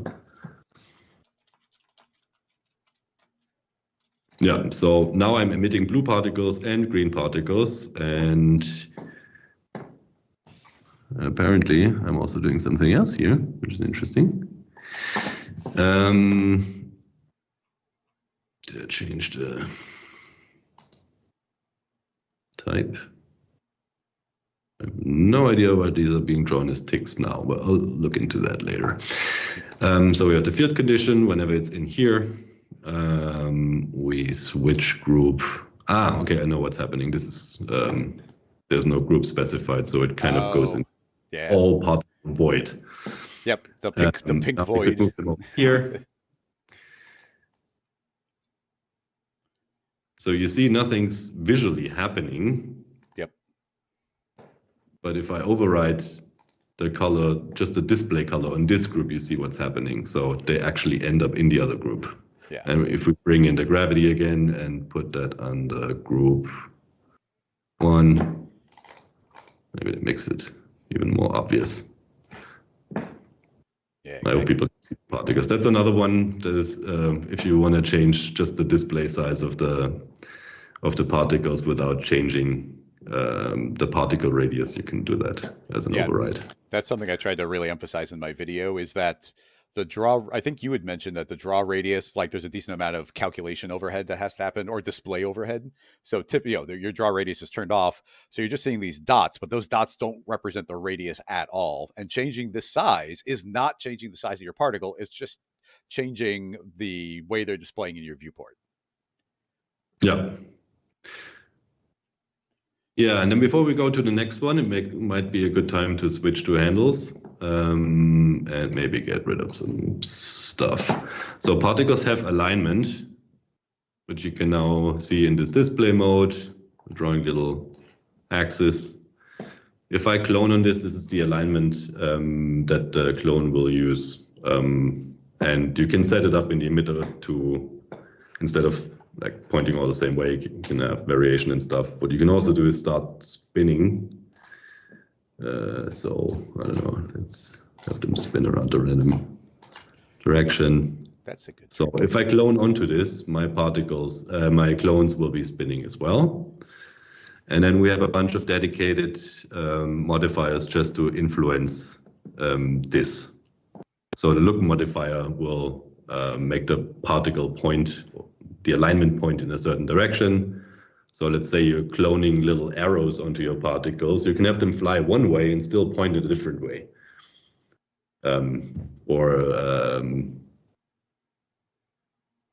Yeah, maybe that's a good example. Spin controls what I just set up as an initial attribute or property for the particles. You can also influence that over time. And turn will turn into a direction which can use the alignment as well. Then we have another separator. All of these are very powerful, but it's important to know that these are using proximity information. So all of this is looking at other particles, and therefore, if you have a very high radius, this can be a little bit slower. So the blend just takes a property of your choice and then looks at the other nearby particles and blends them. So if you initially have different colors, you can make them mix more or less. Yes, so any property can look at neighbors and start blending the properties between different groups and different particles. Flocking is birds, moths, ants, whatever you want it to be. And predator and prey is also something that we have in trap code. So if you've used that before, you'll find it very similar. So you define two groups and then one is chasing the other, and then you have some extra abilities to decide what's happening if one is caught by the other. Yeah. I'll do some demos of that a little bit later because I can keep the stream going extra time. I don't want to make you two stay too late, but you are so underselling Flock and Predator Prey. They are so much fun. We're going to be able to do some crazy stuff with those. But yeah, we'll talk about those more. Scenes in here. I just wanted to get through the list. Yeah, absolutely. Oh, okay. You're trying to avoid the 3-hour issue. Well, we can keep going if anyone's still interested. I'm just saying, I'm not sure me are we the only blasting through. stream now? Yeah. Let's keep going. Yeah. So collide is colliding with other surfaces. It uses the collide tag that we added. So if you have a mesh, just like in rigid bodies or cloth, there's this collider here. If you have that, you can have particles collide with an object and then bounce off. Pyro advect, I think, is self-explanatory. Have a pyro simulation, do the advection, so the particles follow the swirliness and all of that of the pyro simulation. Stick allows you to attach particles to objects as soon as they hit them. And surface attract has a few different modes to interact with surfaces, like follow along or be, there's a land mode that makes particles land on the surface when they're in a specific distance. Yeah, so all of these are interacting with surfaces in the scene. Would those work? Would those work with cloth too? I haven't even tried it. I think it should work. We can try. So, quick rewind. Let's start with cloth. Because I did it with a lot of colliders, but and I think I did do one on a rigid body just as a quick test, but I never tested on cloth. So, a quick cloth. I just selected those 2 points so I can use the dresser to pin them into location. Fixed points.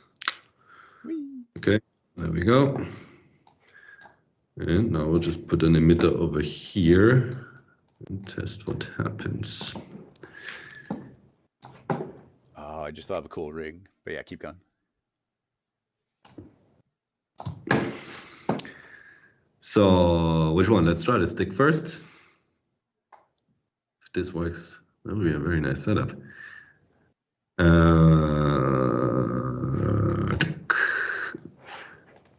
think a stick needs to go in. Oh, I guess I'll apply it to everything. There we go.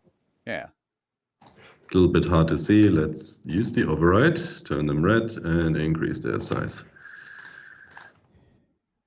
Burp. Oh, look at that. So good. So now I'm imagining that you've got some of the new lift and drag, and you have a giant cloud of particles everywhere, and there's a piece of cloth drifts through the air. Any particles it strikes, it's just going to stick to them and kind of pull them away. I'm not saying to make it, but that'd be like a cool thing to do. Yeah. Let's also quickly try the collide.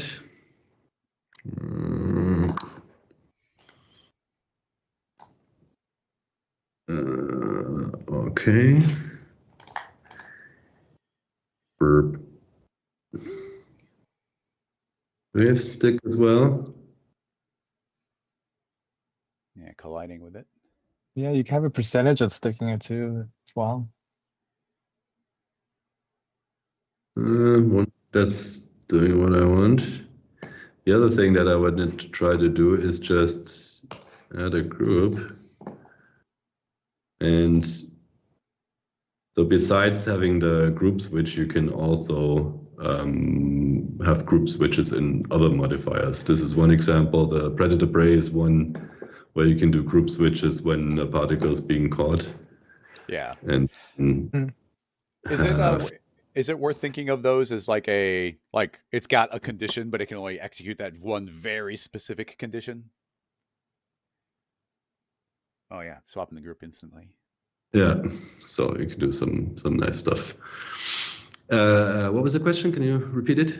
Oh, well, like you said, like the predator prey and then the collide, they have the ability, they have like a single condition they can execute, and that is switch the group. So can you think of it as those are also kind of like these one-shot conditions as well? Yeah, you can think of them as one-shot conditions. Okay. Excellent. Yeah, switching the group instantly. Because, well, yeah, that makes sense. I guess, I don't know if this would make sense with the way you're building it. But yeah, because they're not conditions. And you're probably trying to keep it nice and clean. Because a thought I had was the idea that you could just drop other modifiers as a child of the collide, and those would only execute when the collide executed. So you could have like these one frame collisions. Then you can achieve the same effect by switching it to a group, applying an effect, and then switching it back out of the group. So, and then that would, and what I'm saying would muddy the waters, because it'd be both like a modifier, but also act as a condition, which could trip people up. Yeah, let's say we have some ideas around that concept. Yeah. For the collide, I think it would be a common thing that people group their collision geometry under the collide, just so they have it in one place. Yeah, that makes sense. So we're through with all of the different elements. Maybe we can start looking at some prettier scenes. Not my developer art here. I'll just close this. So,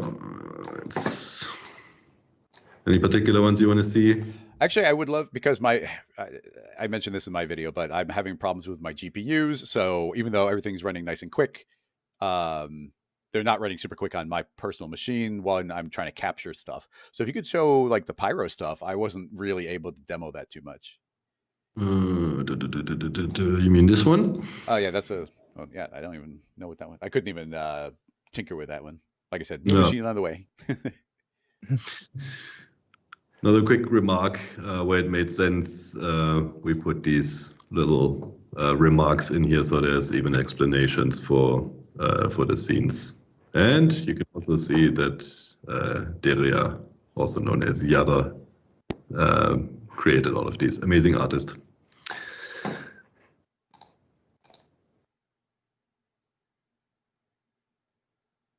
Oh, look at that. So cool. Yeah, and then setup pretty straightforward. You probably just have a burst of particles and then the pyro advect. So it's really pyro is doing the work here, and the particles are just what's getting visually represented in the end. And it's all live, so none of these have internal caches.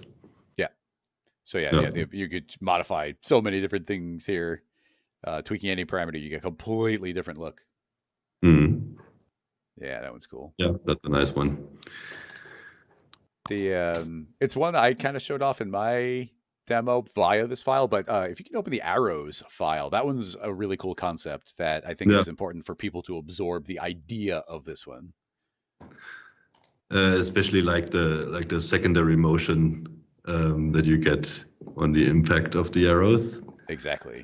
Oh, let's dissect it. Maybe that's a good test run. That was one of the ideas, as I mentioned before, I think, to have everything in the object manager so you can read it more or less like a recipe when cooking. And Deria did a good job further isolating things that are maybe not relevant. So scene is just like camera and lights and things like that. And geo is the non-particle stuff.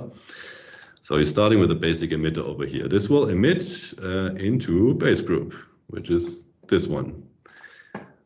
In base group, particles will be affected by a turbulence, a stick, a look, and a gravity. And then we have a condition right here. Let's see what that does. Oh, that's maybe also a nice one to point out.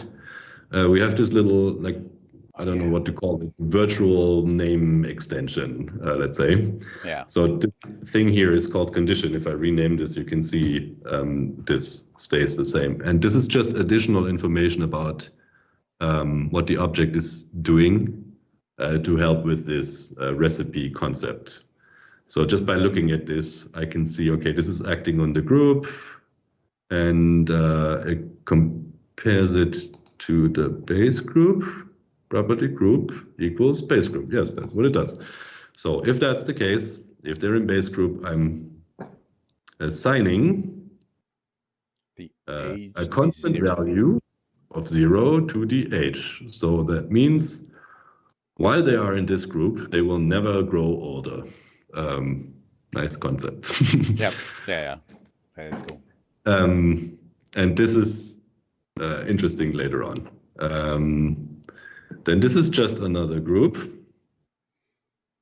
Wait a minute, I'm missing something. Where's the... Well, it worked, so this must be correct. Yeah. So what he has is probably a remapping somewhere. Yeah, okay, we'll get to that in a second. Cloner is the important bit. So once it hits the surface, it sticks, and then the look aligns it in velocity direction, and then stick and switch group. I think what's probably happening is the collide or the stick is triggering a switch of group, which means they're no longer immortal. I'm looking for the collide. I can't see the collide. It's not collide, it's a stick. It's right. I'm an idiot. Yeah, so I mentioned these before. The ability to switch groups in some of the modifiers. Yeah, so this is what makes the difference. Maybe I should. Well, anyhow. So this resets the age as long as it's in this group.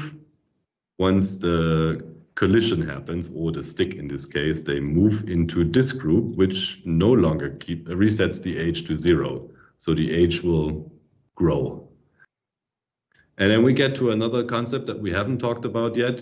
Nice integration with the rest of Cinema and MoGraph. If you reference a particle group in the cloner, you get some extra settings down here where you can decide, okay, how do I want to control the animation of my clone? And you can choose whether you want age, which is just a property of the particle that keeps track of how long it has lived, unless someone starts fiddling with it. Or you can do a distance, and this just looks at all of the traversed distance since particle was born. These are the two options. Would you mind playing the animation from scratch? Yeah, if... Yeah, the main thing we're looking at here is those arrows suddenly have that little wiggle after the fact. So, so that's the secondary motion. Exactly. So because the animation is mapping onto the age of the particle, there are physical keyframes on that arrow. But and it's saying, so it's always trying to play the animation, but the age is constantly saying you're at 0, you're at 0, you're at 0, you're at 0. So when it finally strikes, it's like, oh, I can start getting older. The age progresses forward, so then the animation can progress forward, and then we get the wiggle only when it strikes. So that's the animation that through this pretty smart Deria-like trick gets remapped to whenever the particle or arrow hits the surface. Yeah. I mean, if you want to this is probably one of the more advanced ones that are in this list. But it's such a great concept, because now I'm imagining like the arrow. There's not too many things an arrow can do, but you can imagine something has a bunch of different states or properties, and maybe a certain animation happens from 0 to 10. A different animation happens from 20 to 30. And then you could have a bunch of different animations. And as they meet different conditions, you could say, oh, when that happens, set the age to 30. And then keep on resetting it again and again. So you could actually trigger different animations on a particle at different times based on the geometry. So kind of anything could happen on a particle. Like I'm just picturing you have like you have a car, and the car can transform. But now you say, well, you are a particle. So now every particle, as it passes through different conditions, it's like, oh, well, when I'm driving when the particle is running along the ground, it's a car. And as soon as it moves to this other group, it triggers a new time. That new time will say, well, transform into flight mode now. And now your particle will have gone from one type of animation to a different type of animation just by setting conditions. Yeah. There's another nice example still in here, I think. Yeah, this one. It doesn't look very pretty, but I still wanted to include it because it's another example for making use of that. So here you have particles traveling just in where's the axis? Z direction, and we're cloning cylinders on top of them. but they have different speeds and different radii, and you can figure out the math to remap the animation so you get exactly the right spin for the radius of the and the velocity of the particle. Yeah, that's really cool. This object, you can use this to adjust the speed of the flapping to how fast they're flying, which is kind of nice. Somebody has a question. Is there a way to know how many particles are active in your scene? Yes, there is. Simplest way is, I guess, switching to points mode. And if I select the group, then you can see how many particles you have in that group. What you can also do, I think, is that works as well. Yeah, so the groups, standpoint, go ahead. what it returns is points. Yeah, that's what I was going to say. Excellent. Any more questions? Oh, I'm sure there are. There's some people wanting like big full featured demos, but we might save those a little bit. And Andy Needham's in the chat. Welcome, Andy. Let's see. Yeah, I want to build that. If anybody has any specific particle questions while we still have Bing and Basti, we've only got them for another 9 minutes, I think. But I think I might keep the stream going a little extra long. If they want to stick around, they can, but they are definitely not obligated to. No. So yeah, if you have any final questions for them before we lose them, please shout them out now. Oh, yeah, this effect is really cool. Yeah, this is like a standard use case, I think, just having a disintegration effect. Yep. And that's probably a vertex map with like some freeze grow on it, right? So the way they named them properly, yeah, you can see them grow, and then you can. Yep. And the particles are presumably only existing on the bleeding edge of it. That's probably what he's doing. And I also think for this, he used it in rendering to drive the transparency or alpha or something. Oh, yeah, that makes sense. Actually, yeah, why didn't I think about that? In one of my example ones, I was breaking apart with a poly effects, but it'd be way better to just use the vertex map as an alpha channel. Yeah, if there's no specific, is there a limit of conditions? Question from Andreas. Can you specify I guess what type of limit? Like how many you can have? Yeah, probably how many you can have. Or like, is there like a depth cap? I'm not sure if in the condition has a scroll limit for the object manager in both dimensions. We haven't fixed. We don't have a fixed limit, and I don't know of anyone who ever hit one, so I assume we don't have any limits. Yeah. Yeah, I don't see why there would specifically be. I mean, if you do hit it, let us know. We're curious about that. Yeah. So there's no additional questions coming in. We could be talking about some more aspects. Maybe also a bit of a new trend for a while now.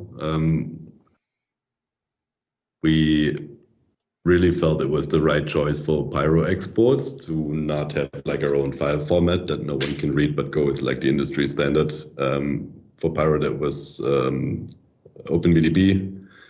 The particle system caches, which are also the exports, are based on Alembic. Yes, which is so very if cool. you hit cache on a group, and you can cache all of them or cache groups independently, writes an Alembic file that you can load as a cache for the particles, or you can reinterpret it to thinking particles if you want, or to even as a mesh. Or I don't know, you could load them in a different DCC and continue working on it, stuff like that. Yeah. And I think we mentioned in the beginning that we now added external file cache to all simulation types. Yeah. And what's cool to keep in mind is all those baking out to Alembic and whatnot. You've got all the built-in tools to like offset the animation after the fact or remap it via a spline. So like so much power. You can do that. If you wanted a reverse explosion effect, you can just simulate the particles, cache it, and then flip your spline around and get like a backwards animation. Let's see. What else do we have in the chat? Someone's mentioning fluids or liquids. So this is not liquids. You can achieve some liquidy effects with it. Didn't we have one in here as well? I think we had like rain or blobs, yeah. Yeah. So. Oh yeah, like drippy, liquidy effect. Yeah, there. so it's collides with the surface, and then the trick that it's using is in the flocking. The way flocking works, you have 3 different behaviors. Cohesion keeps particles close together within a given radius. The separation pushes them away from each other. And usually if you want to have like a flock of birds or school of fish, you want them to be nearby but not collide with each other. So usually what you have is the separation radius is smaller than the cohesion radius. And then the third element is aligning the velocities. So they look at their neighboring particles and over time align their flight direction. This is how the flocking is being done, but you can also use this to do like liquidy effects, let's say, and this is what the setup is doing. It through the flocking, it just keeps particles nearby, and then you get clumping stuff. And I think in the end, this is turned off just for viewport playback. I think, yeah. Oh yeah. Yeah. And I see why he turned it off. So this is downloading the particles and then turning it into a signed distance field and meshing it with a volume measure. Yeah, makes perfect sense. I mean, essentially, this will be the best liquids you've ever been able to make in vanilla cinema before, but it's not like a liquid solver. Yeah, that's a different type of simulation. Now, you mentioned inside of Flock, there's the velocity alignment. Now, is that just their overall speed, or would that also be dealing with direction as well? Both, I think. Okay. Yeah, I tinkered with it. It's like you don't realize how important that velocity slider is unless you turn it off, Yeah. and then suddenly the other behaviors just seemingly don't work because they are just so unrelated to each other that you lose all coherence. Yeah. I've actually got a question. Start with the default setup, default settings of the flock, and then start dialing in the strength and the radius, radii. Yeah. Yeah. Good advice.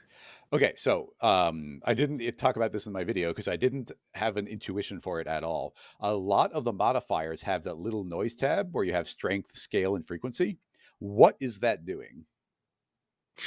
There's a lot of cases where if you don't do that, you get some artifacts. The thing with particles is if there's no variation, you can have like tiny patterns, but if they then evolve over time and live longer and speed up, you're starting to see some patterns. And this is one way of breaking those patterns. Mm-hmm. We have similar things with when I think you showed that also in your video, moving around an emitter and inheriting the velocity. So if it moves up, particles that are then being released will shoot upwards. If it's moved down, downwards, and so on.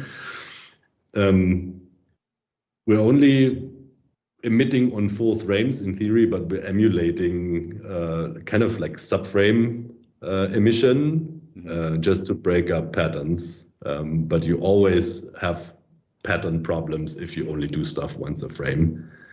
So if you have a absolutely. condition that evaluates stuff and is positive or like true, does something to all of the particles at one frame, then you might be able to see that it's happening at one frame. If all of the particles have slight variations in position, in velocity, and so on, it helps. So is that how noise works? Is it saying like, oh, it's going to apply the value a little bit more and a little bit less to like the cohesion and the separation? Is that how it's working? Yeah, I'm not even sure in this case what it maps to, but we have this in like almost everywhere. Yeah. Yeah. Okay, excellent. Usually, Well, go ahead. I'm not touching that. Sometimes if you want to do like mathematically correct setup, so you just calculate what's supposed to be happening, and then over a couple of frames, I should be ending up in exactly that location. If it's not doing it, sometimes you can it can be useful to turn it off. Otherwise, I would just leave it untouched. Well, that makes sense to me. So we are officially at the 2-hour mark.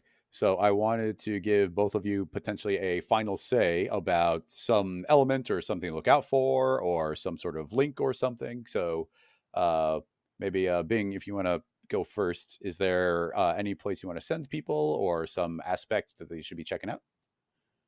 I think what's important for us is for you to, for everyone to play around with it. We'd love to hear your feedback. And the best way to submit any kind of feedback, ideas, or just communicate with us is through our support channel.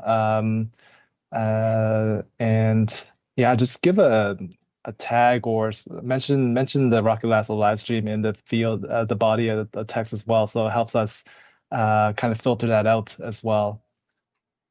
Yeah, excellent. At any point, if you want to do that, as simple as going help, max on support, that'll jump you right to this page. And I believe you're referencing right here, like share your ideas.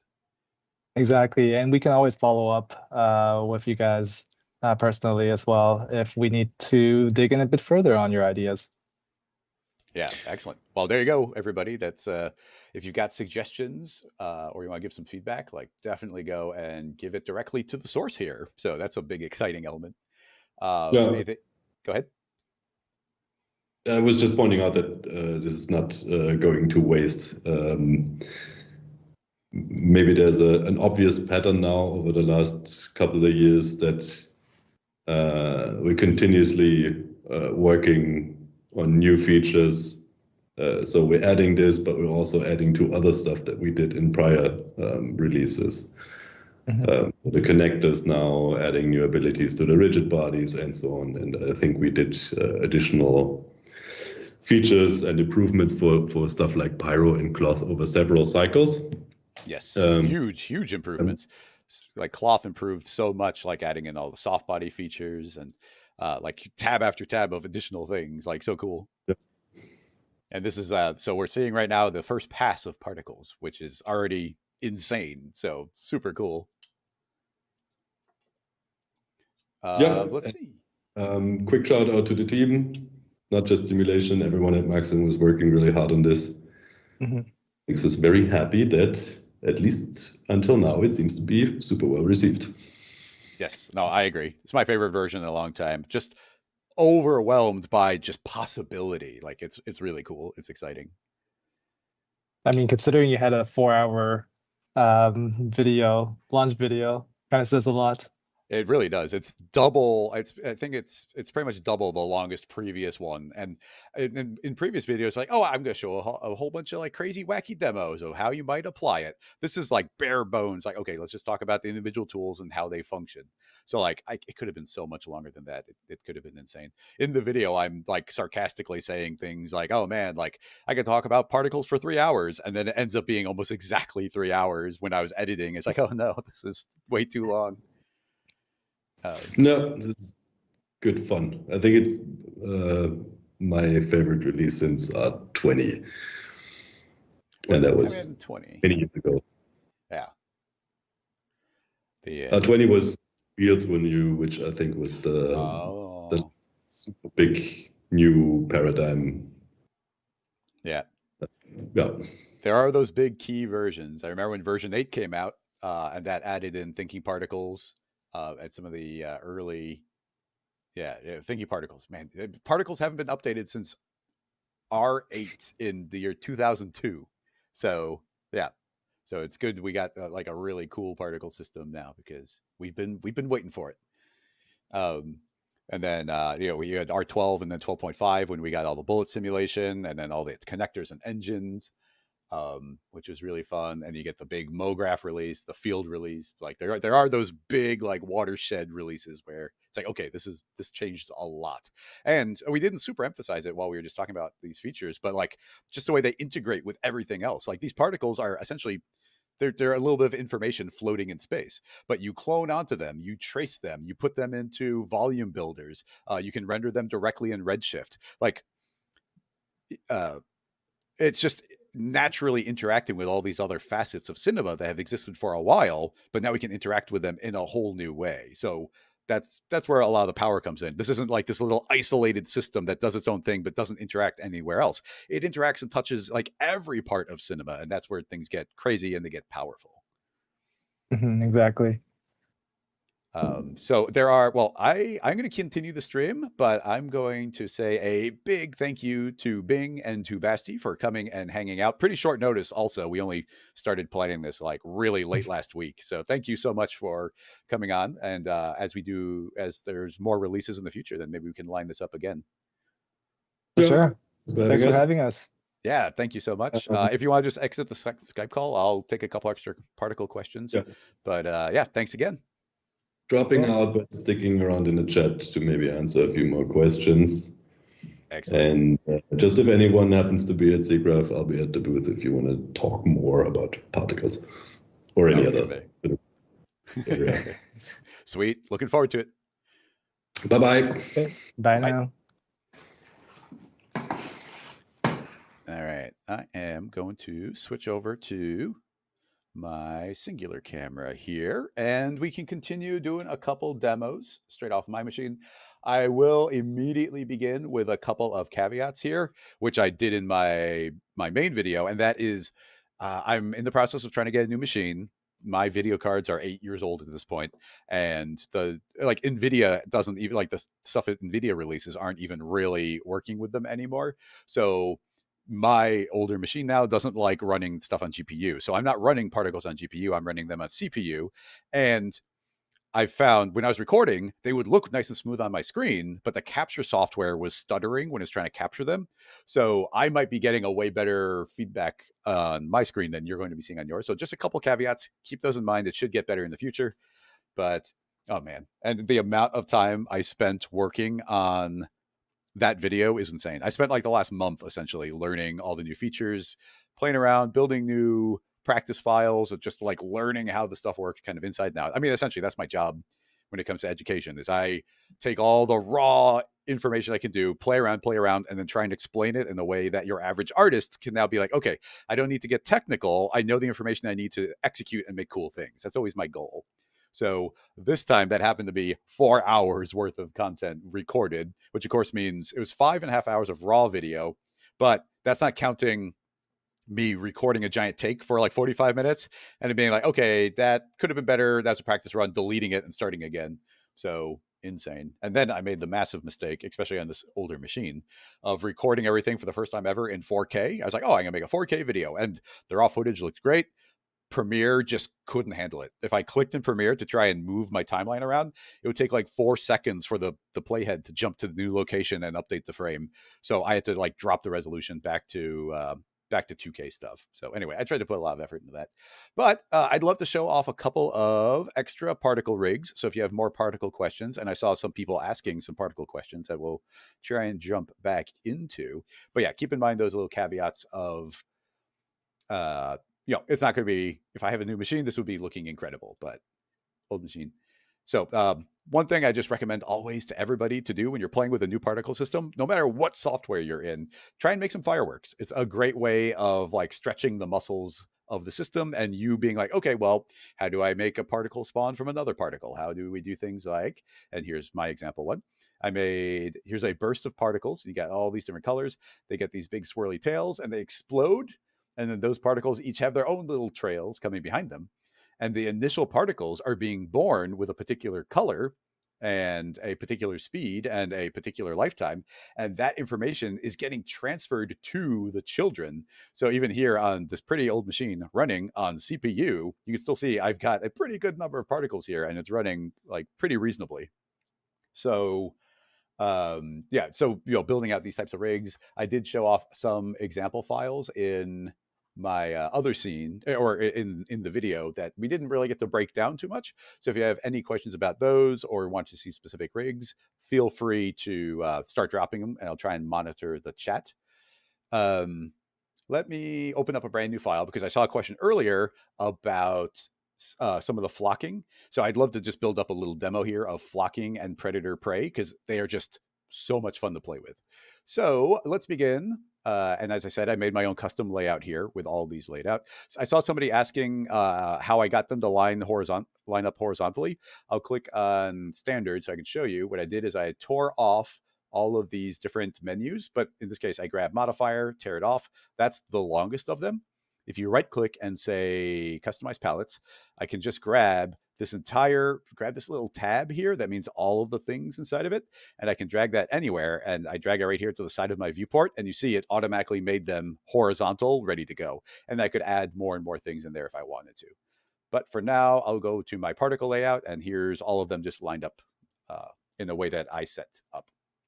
Okay, so I think let's start out with a basic emitter. You saw in the video that I've been just kind of enjoying making a circle emitter, because that's not something we had easy access to. And let's zoom out a bit.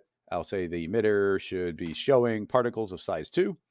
Let's do a shot of particles. So I'll do 10,000 particles happening one time. So right on frame 1, it's going to generate 10,000 particles and then be done generating particles. And so actually, let's just hit play and see what we got so far. I hit play. We get a burst of particles. They're traveling along backwards. Under properties, I'll say the speed should be 0. And the lifetime you see is 0. And in this case, the lifetime is 0 means infinity. They'll live forever. But something to keep in mind is a lot of these properties under the properties tab, the parameters, we can twirl them down and get extra settings hidden underneath. So the common settings are exposed up on the top, and you can twirl them down and get extra settings inside of there. And I really like that as a layout. So yeah, 0 speed. Now, currently, they are outputting a constant color, but what I've been enjoying doing a lot is something like saying, hey, give me random colors. And random isn't truly random. Random is any random color from this gradient. Like that's such a good that's such a good workflow for an artist. Like it's very intuitive. So why don't we make some bright pink particles, and it'll go from pink to kind of a bright neon-y purple. There we go. So we got these random colors. So I can hit play, and there you see random particles of every color appearing right there. So essentially, I've got this perfect 2-dimensional plane going on. Now, let's introduce a couple of concepts that we are going to tinker with. One of them is let's make a turbulence. And a basic turbulence, I usually set to, in real world scale, maybe 25. I'll make it a little bit larger at 100 here. And just to always have kind of the basic idea, I like making a figure to give us an idea of the overall scale of the scene. So now hitting play with some turbulence in there, you'll see everything start drifting in all these crazy directions. And you can see there's a decent amount of structure because it's a bigger field of turbulence. And you'll see that all of these are drifting in all these random directions. Like that's just what turbulence does. So now, and turbulence, it's not in a group, so it's applying everywhere. I would like to create a math, and math is, I think actually somebody said in the comments, and it's definitely the way I've been thinking of it, is math is a lot like the plane effector, where it kind of can do anything you want. Like, so creating a math, I'll say, what do I want to do? Well, math is going to say apply everywhere because it's not in a condition. And we could do any operation. So we can add, subtract, multiply, divide, assign, and then kind of like crazy mathematical ones like modulos and to the power of. But for the most part, we're going to be using add, multiply, assign. Those are the ones that is the lion's share. And my personal favorite is just assign. We're just saying override the value constantly. Every time that the condition is met, every single refresh is going to be constantly saying assign. And assign what? Well, we could assign a value from a field. We could assign a value from a different property. But in this case, we're just going to do a constant. So I want to say 0. And what do I want to say? Well, I want to control a property. The property could be the age, the velocity, color, position, radius. These two are really important for like velocity speed, so how fast it's going. But I'm going to, in this case, just say position. And you can see our depth here is on Z. So I'm going to say, so essentially setting the channel property to Z, I am saying every single refresh, assign a value of 0 to the position of X on every single particle. Now, temporarily, I'll turn that off just to remind you what this looks like right now. So you can see right now we got turbulence, drifting, everything in all directions. But now I'm going to say, okay, but after the turbulence, every particle can have 0 distance on Z. So let's activate that and see what it looks like this time. Hitting play, it's going to maybe look pretty similar, but you'll see as I rotate my camera around that it is completely flat. So we've now essentially removed Z from the equation and we've got a 2-dimensional effect going on. I do that very often. And now just imagine the combination of things here of all these different operations, all these different sources. As soon as you go to field, we suddenly get access to every field. We can take on the value of any property. So we could be taking the age and mapping it to the speed, or we could be taking the color and mapping it onto the radius. And of course, then we are mapping any value to the property out, being kind of that same list again. The possibilities just right there are kind of mind-boggling.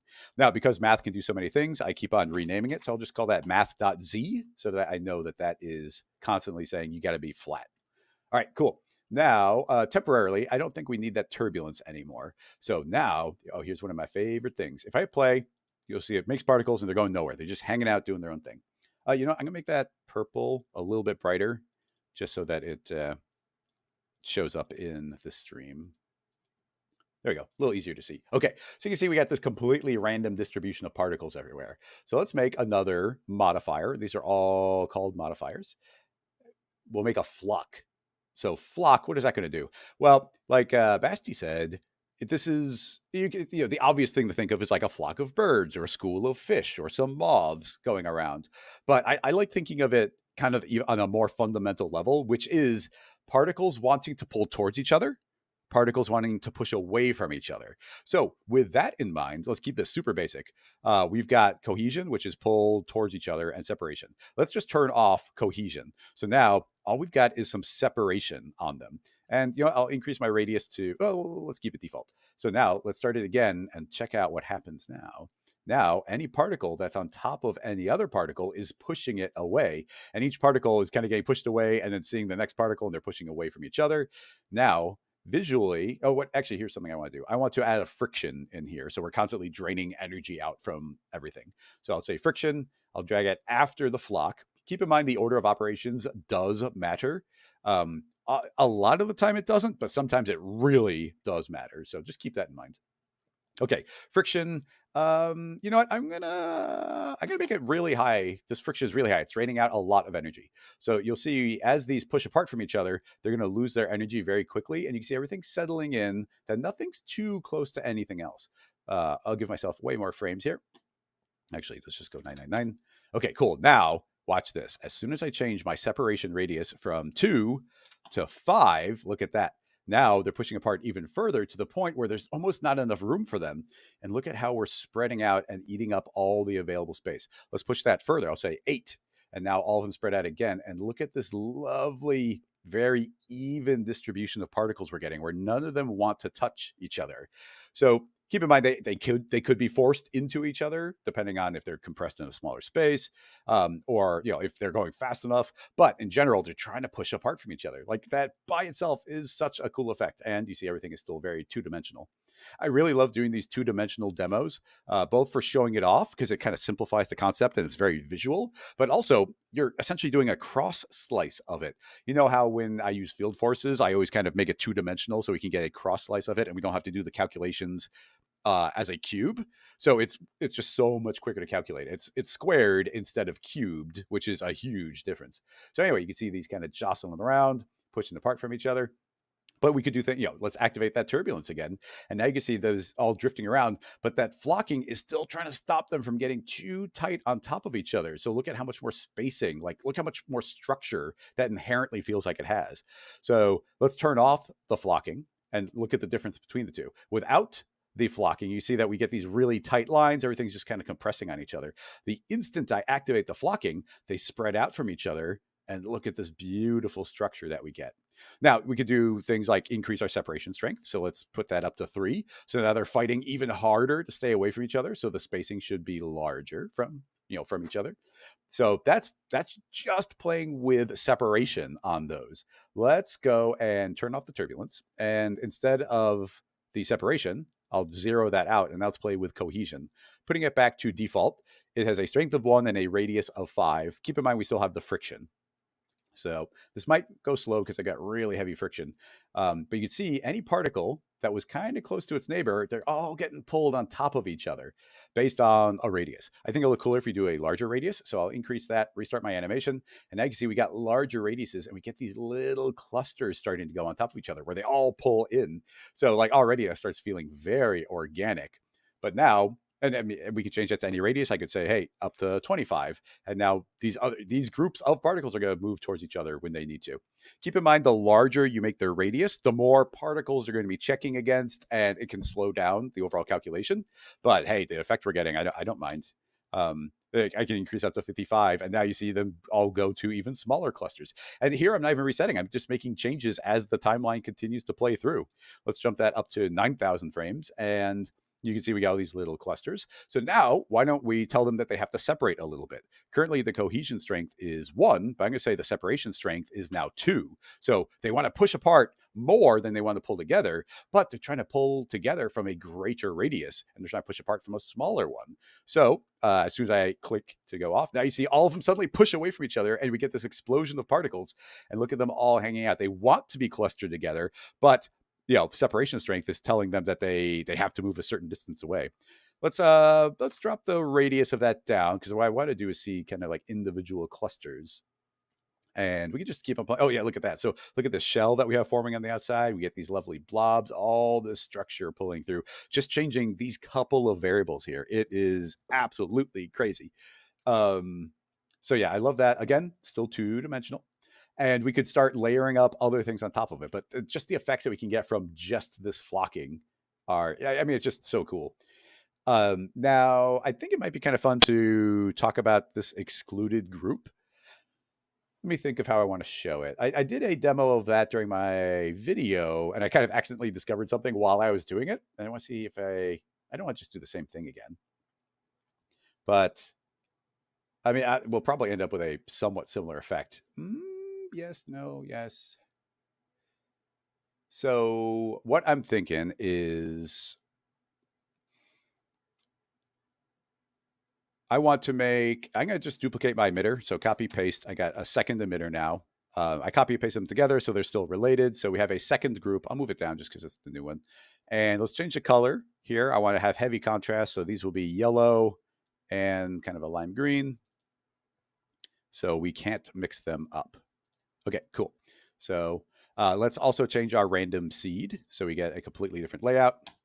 And you'll see that we're going to get like a bunch more particles. So now we got kind of the purples, and then we got these yellow ones. I think, okay, we've got double the number of particles now, so I'll cut those in half. So now we still got 10,000 particles being created at frame 1, and the flock is still outside of any group, so it's applying everywhere. So you see these are still going to naturally push apart from each other and kind of fill the space. And that the current settings mean that outside is starting to blob in. These are all making a little radius. We can tweak this anything we want. I'll make the cohesion radius a little bit more reasonable. And yeah, our separation strength is fine. So let me start that again. And you can see, yeah, we just get some nice separation here. If we wanted to, this could be fun. Let's make a turbulence. And now you see them all drifting around. Turbulence is a little strong right now, so I'll drop it to 5. So now all of them are drifting around, and yeah, now they want to constantly move, but we've also got the turbulence, which is trying to push them apart. I'd like to push them apart even further. So I'll increase my cohesion radius and then increase my separation radius. So yeah, there we go. So now start that again. So now they're pushing apart a lot more, but you can still feel like the flow. You can feel the turbulence trying to push particles around each other, drifting everywhere in the scene. So you'll see that, slowly these blobs are all just drifting out in space because nothing's stopping them from doing that. So I think I want to create a force to pull them all near the center a little bit. And that's pretty straightforward, but we haven't really talked about it. But we got the field force, and of course, field forces work with this as well. So I'll say field force. The field force, I'll move it down. Let's do before the flock. And I'll also move our math Z to be the very last thing to calculate. So I would like to make a spherical field, and the spherical field should be huge. So add a couple zeros in there, big old circle. I want to make sure that its radius or its remapping is like really big. So I got a big giant circle, and I'm pretty sure, well, I'm going to increase my strength to 55. So this force is pretty strong now, and it's either pushing everything away from the circle or it's pulling everything towards the circle. I'm going to turn off display because that's unnecessary calculation. Cool. So I think right now, if I hit play, it's going to start pushing everything away. And yeah, you can see, do you feel like a general spreading out of everything? Now we could make that more extreme. Let's go back here and say this is like 255, and suddenly you see everything start getting pushed away. But instead we could do a negative strength, or I can go into my sphere, go to my direction, and invert the direction. So now this is behaving like an attract. So you can see we have that attract. I don't like using the attract because it's got like an exponential fall off. So when things get near the center, they move faster, where instead I want a uniform speed. So everything pulls in nice and clean. So right now you see everything in general is pulling in. It's a little strong. I'm going to go back to that 55. So we got this turbulence constantly kind of wiggling everything around, but now we've got this gentle force that's gently pulling everything back near the center. So hopefully this blob doesn't go escaping all over the place. So now we can just do different combinations of settings. I'll grab the turbulence, make it strong enough so that we can see it distinctly drifting around. Keep in mind, we're constantly draining energy out from the scene with our friction. So that's a variable as well. Right now, I think the force is a little strong. A lot of particles are getting compressed near the center. So we can tell that field force that it doesn't need to be that strong. So I'll drop it down to less than half the amount. Maybe we could even go further than that, but I definitely want them to generally drift inward just a little bit. Excellent. So yeah, two different groups of particles, each drifting around, each doing their own thing. But we could potentially start applying some of these forces to, you know what? We've been doing a lot in the scene, so I will give it a quick save. And what's new? Particles. Yeah, I'll just save it to this particle file.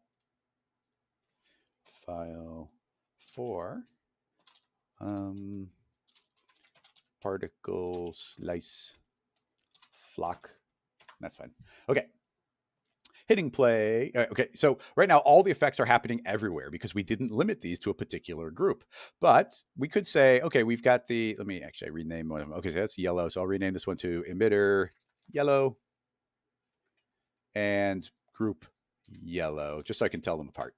So let's say that I want these field forces to only apply, or not the field force, the turbulence. I'll say I want the turbulence to only apply to the yellow particles.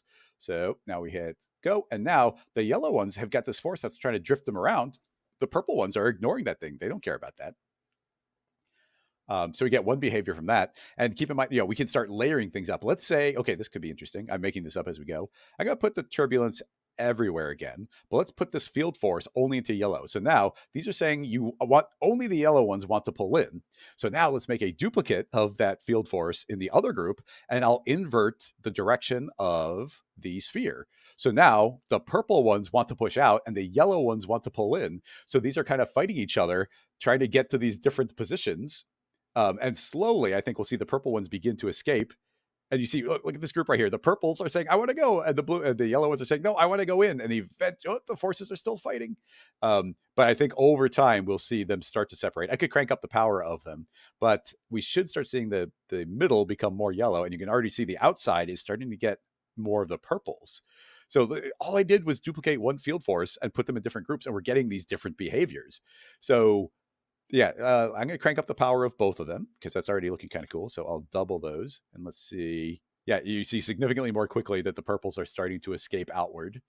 But, you know, all these forces are still making them kind of collide with each other. So, you know, it could take a while before they move out more. But, oh, that's so cool. Now we would this be something I want to do?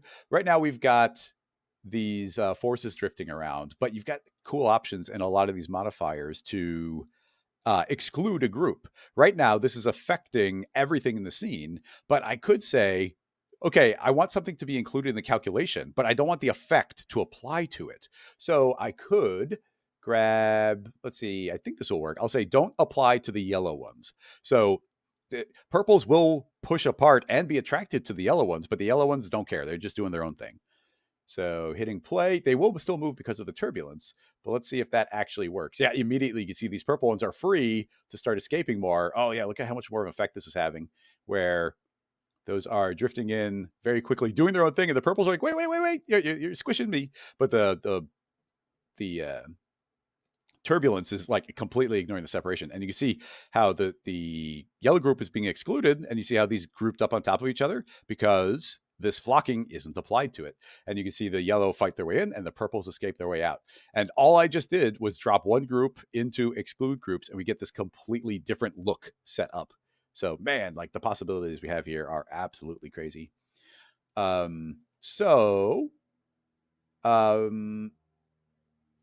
We could make two different groups as well. Like right now we've got flocking. Let me clear this out. This would be easy. I'm going to say, okay, don't ignore the group. But now I'm going to say, well, here's flocking for the yellow group, but that means it's only applied to the yellow group, which means only yellow are getting the effect and only yellow are seeing yellow. I'll make a separate copy of that into the purple group.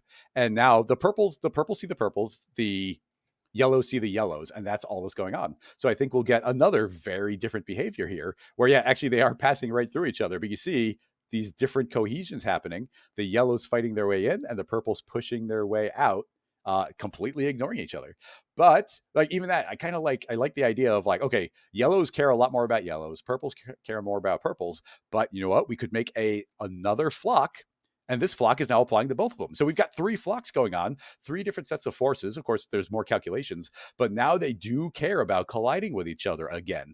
So we could modify the power of any one of these. So let's say that the yellow ones are going to be, let's give them a larger radius. So they're trying to stick together from further away.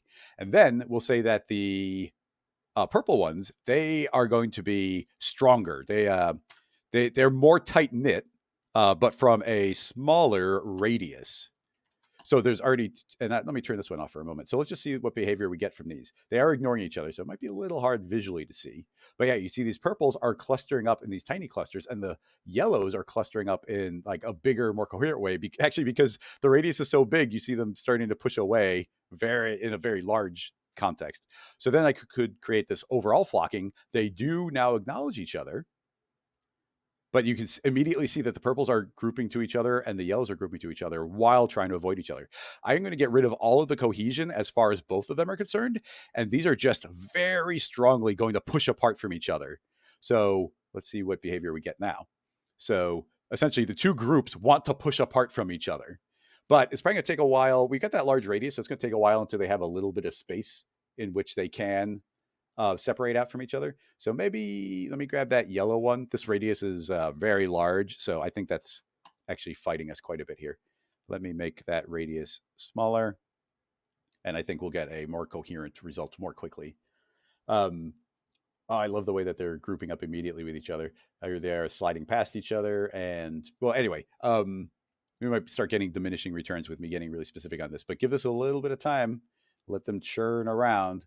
And sure enough, they're going to make their way in their in their respective directions. Let's make that a push and pull a little bit stronger. So look at that. Like, look at these behaviors. How would we have made these behaviors before? It would have been like impossible. Anyway, I gotta take a look. Let's let that keep on running. I'm gonna read the chat, see if anybody has any specific questions, and then we'll move on to other things. Bold and break. My hardware is not amazing. If I jump to my global settings, I go simulation GPU, and you can see that. I probably shouldn't have done that. I now reset the animation to this, but you can see I've got two GeForce 1080 Ti's, and I can get some weird behaviors from it. I think for 99% of people, your GPUs are going to be fine. Mine are 8 years old now, so I'm running a CPU. Anyway, let me check more comments. Let's see. Could we use the formation of cohesion to feed particles into a volume builder and then that to pyro and get a nice nebula effect? I think you totally could. My pyro is running awful. Like, if you remember my old live streams, I used to be able to do pyro in real time just with the video cards dying. Like, pyro takes like a full second to do a single refresh. So I am not going to attempt that, but that would be something I think we could do. Let's see. So yeah, apologies for the crappy hardware. That's entirely on my end and not on Cinema 4D's end. Let's see. Heat map in the universe. Eric, just because of my hardware, I have not pushed it too far. I've definitely generated 1 million particles and they run. It's not running super fast, but this is not a good benchmark like from my machine as compared to what it would be on others. Let's see. Jason, my question. Oh, wait, yeah, we're kind of tackling Bihavana's question. Dynamic interactions from emitted particles, if any. I guess that's kind of what we're doing here. But what I'd like to do now is let's do a little bit of predator-prey stuff. I think these are still fighting. These purple ones getting trapped in there is pretty funny. If I tell these two groups that they really strongly want to push apart from each other, I bet that we could get them to get some more range and start pushing apart. Now, actually, here's a setting I should mention is the particle step size. There's a lot of forces going on right now, and these are like starting to jitter, and they can't push apart too strongly. You still see I think there's just too many particles for the particular range that I'm in. So you know what? I'm going to decrease our initial emission, not by a lot, but we'll drop it down to 3,000 per. That'll just give it a little more space here. I think it'll give a little more room to maneuver. So you see we're getting a lot of jitter and there's probably a lot of compression going on, especially as it keeps on going further. But if you go to your Control D into your project settings, you can go under simulation or under particles. And you see we have substeps. So if I change this to 2 substeps, obviously it's going to take longer to calculate, but you're going to get way more accurate separation between them. Like they won't squish into each other like nearly as much. And I feel like yeah, there's slowdown, but slowdown, the effect we get versus the slowdown is like incredible. Like it's really good. I'll open up another demo scene to show it, but look at how much more clearly now we can see the groups forming here where they're not jittering into each other. I still feel like they want to attract to each other a lot. So I keep on getting inclined to increase this radius or like this range where these two groups that's interesting. I wonder if there would be a way, because I forgot the separation strength is applying to themselves in the group, where really I want them to apply only to the opposite group. I wonder if there'd be a way to do that. I have to think about that more. I don't have a specific way to do it yet, but I wanted to open up Field Force Tail Guides, nuke.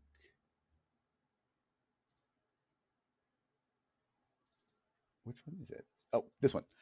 So this is just using all the same. This was in my demo, but this is using the exact same concept. Oh, you'll make it a little bit better. I'm going to go to our emitter. Well, let me show you. If I hit play, you're going to see I get a big old grid of them. Okay, but now I want to get some cool colors going. So I'm going to say instead of random, I want to make it based off of a noise, and we'll do a load preset, make a full rainbow, double the knots, and make a very large noise field here. I don't know how large, so I'll say about 9,000. And we hit play. Hopefully we get a bunch of rainbowy colors. Okay, cool. So now I'm going to turn off flock and let's just see what we got. I'm telling it to be 2-dimensional. We're adding friction. Turbulence is turned off, so that's not doing anything. Gravity's pulling it down, and it's being told to collide with all these little platforms. So that's all that's going on. I have flock currently turned off. So let me hit play, and maybe I can make these a little bit. That's fine. You can see them. If I hit play, you see it's running and every individual particle is doing its own thing. They're falling, they're bouncing off the ground. That's fine. And they all just kind of collapse and do their thing. It's what you expect. There's no interactions between them. So let's now instead just activate flock. And flock is probably pretty close to its default settings here. Activating that, it's applying to everything. Now, if I hit play, now look, they all separate from each other. And now as they start falling onto the ground, look, they're piling up. Let's actually view this fully from the side. Well, that makes the particle smaller. I guess I'll just rotate my camera. Look at these particles all clustering up and try to push apart from each other. Now, you see as more and more particles pile on top, they start kind of getting compressed where they're layering up on top of each other. But look at this liquid effect we're getting. All I did was turn on flocking, and now we've got a simple, basic kind of fluid simulation going on. Now, we've got all these particles kind of compressing on top of each other, but I mentioned that substep, and it's really powerful. I'm going to set that substep to 2. And now I'm going to continue from here. So watch all this compression here. As soon as I hit play, there's something going to push away because now they're going to be way more accurate. And now you see how much bigger the volume is, because it's actually not getting squished in as much. And now they're able to flow away a lot better. And I found that if you jump that to 3, it's gonna kind of push apart again, not nearly as dramatic, but now it's really maintaining that volume. And you see, I didn't take that much of a hit on the speed, and we have these all flowing around like making a cool 2-dimensional liquid. Now, I think hitting play here would be a dangerous thing, but why don't we turn this into geometry and do something else that's kind of cool? I'm thinking, let's make a volume builder. And here's some advice. Now, you could take this builder and drop the particles inside of it, and you see it's going to work. But I recommend you don't drop it as a child. Why is look turned on? Delete that. That's a lot of calculation we don't need. I recommend you do not drop it as a child, and instead we remote link into it. And the reason for that is if you drop the particles inside and then you deactivate your volume builder, the particles will stop calculating. Anyway, let's remote link in. So now they're kind of unrelated meshes, and then feed that volume builder into a volume mesher. We get this lovely blob. It's pretty low poly right now, but just for our speed purposes, I think that's probably a good idea. And if I have play, you can see we've actually got an animated blob, but here's what I wanted to do. We've got all those beautiful colors in the background. Why don't we utilize those? So I'll right click on our volume mesher, other tags, vertex color map, and inside of here, we can drag in the particle group. And the instant I do, we're getting the particles translating onto their nearest surface, and we're getting like a beautiful array of colors straight from the particles. Selecting the particles, currently it's applying to the nearest, but if we want that to look better, we can set that to the average. And if you want, we could make it very small, or as we increase it, you're going to get a smoother blur on there. Now, obviously, that's going to take significantly more calculation time. It's going to be slowing it down, but now we have actually colorized that volume. And if we let that play, like the same particles colorizing it are the same colors that are going to be, or the same particles are going to be colorizing it. So the colors will actually accurately move along with the blob. So it's like now we have a colorful blobby liquid sim from here. Obviously I always love putting on a smoothing deformer, and we'll put that into the mesher. That'll just kind of smooth it. You get sharper edges. Everything just looks a little bit cleaner. Drop that down. I could do more iterations. You can keep on going where they're going to like really squish down and get kind of sharper looking. As long as you have that map selected, all of those colors come through. You can drag that tag, or not drag it into, but actually that'd be a feature I'd really like to see in Redshift would be, let me make a material, pop it open. I'd love to be able to drag a vertex map or a vertex color map in here and have it automatically create. Right now we have to manually do it. So search for the word vertex, and you can grab your vertex attribute. And I'm not going to activate Redshift, but what you could do here is pipe that, say, into the color, drop the map into the attribute. And I'm not sure if it'll show in the viewport, but let's drop that on to our object. And actually, I deselected my vertex map. So I think that actually is working. You can see in the viewport that it's now transitioning in there. Does luminance show, or not luminance, it's called emission now. Does that show up in the viewport? I'm going to propagate up that port and colorize that. Okay, yeah, okay, so look at that. I was able to pipe that vertex color map straight from the information of the particles into the mesh, and now we could render that directly in Redshift. And look at that, like that's so cool. So many different possibilities on here. Like stuff gets crazy really fast. Let's see. Yeah, and I for how old this machine is, this is an 8-year-old machine. I think it's running pretty well. I guess I might as well show its stages because it's in beta. Actually, maybe what I'll do is decrease my particle count just to make sure I don't break it. But I'm going to kill off that smoothing, pull out the volume builder. We don't need the color, and I want to make way fewer particles. Let's turn that off. Emitter and emitter emission. Drop that in half, I suppose. Okay, cool. So now I'm going to let a bunch of particles fall, do their thing, and start blobbing. And I just want to show you a teeny little preview of our upcoming plugin. So let those fall. They're all kind of grouped up. So if I drop that into the volume builder and activate it, we could modify this however I like. Let's jump it up to like 10 and tell this radius to be 25. So you see we get that large shape. Of course, we could drop that back into the mesher, and you're going to get this blob. But our upcoming tool and we're adding new features, which is why it's not quite out yet, is our voxel mesher. So now instead of feeding a volume builder into the builder into the mesher, we can drop it into our new voxel mesher. And when I do that, you see it's actually going to start returning these as cubes on the object. So yeah, this is actually just outputting that final mesh. But you can see if I play this down, it's going to be creating these square versions of everything, so we can get these little poly versions. That this would look better if it was actually three-dimensional. It's a terrible demo to show voxel off. The now that I did that, I might as well just pop open some quick text and type in 0.4, make it bold, and I'll drop that into a volume builder, and then drop that into the upcoming voxel mesher, and you can see that I get this lovely voxel version of it. Nice and quick. I could grab the original object, rotate it, and you see, look at these voxelized versions of the text. I can type in whatever I want, 24.4, and we get voxelized version of that. And what's cool is I could do all sorts of things where we could return this as individual cubes. I could put a little bit of a gap in there so they all separate. You see it's actually just the outer surface getting returned. But I could say return these as individual cubes. We could return these as individual polygons. So you get kind of this flattened version of it. And we can also return them as points. But the idea is if we're doing this like a cube, I can say convert that to a cloner. And now we're outputting just raw points, and the cloner is now creating the cubes in a multi-instance mode. But anyway, upcoming tool, there's some really cool features that we're working with, where it can work with vertex color maps. So you essentially can colorize the models based on your material, but we'll get into that when it's a little bit closer and ready to go.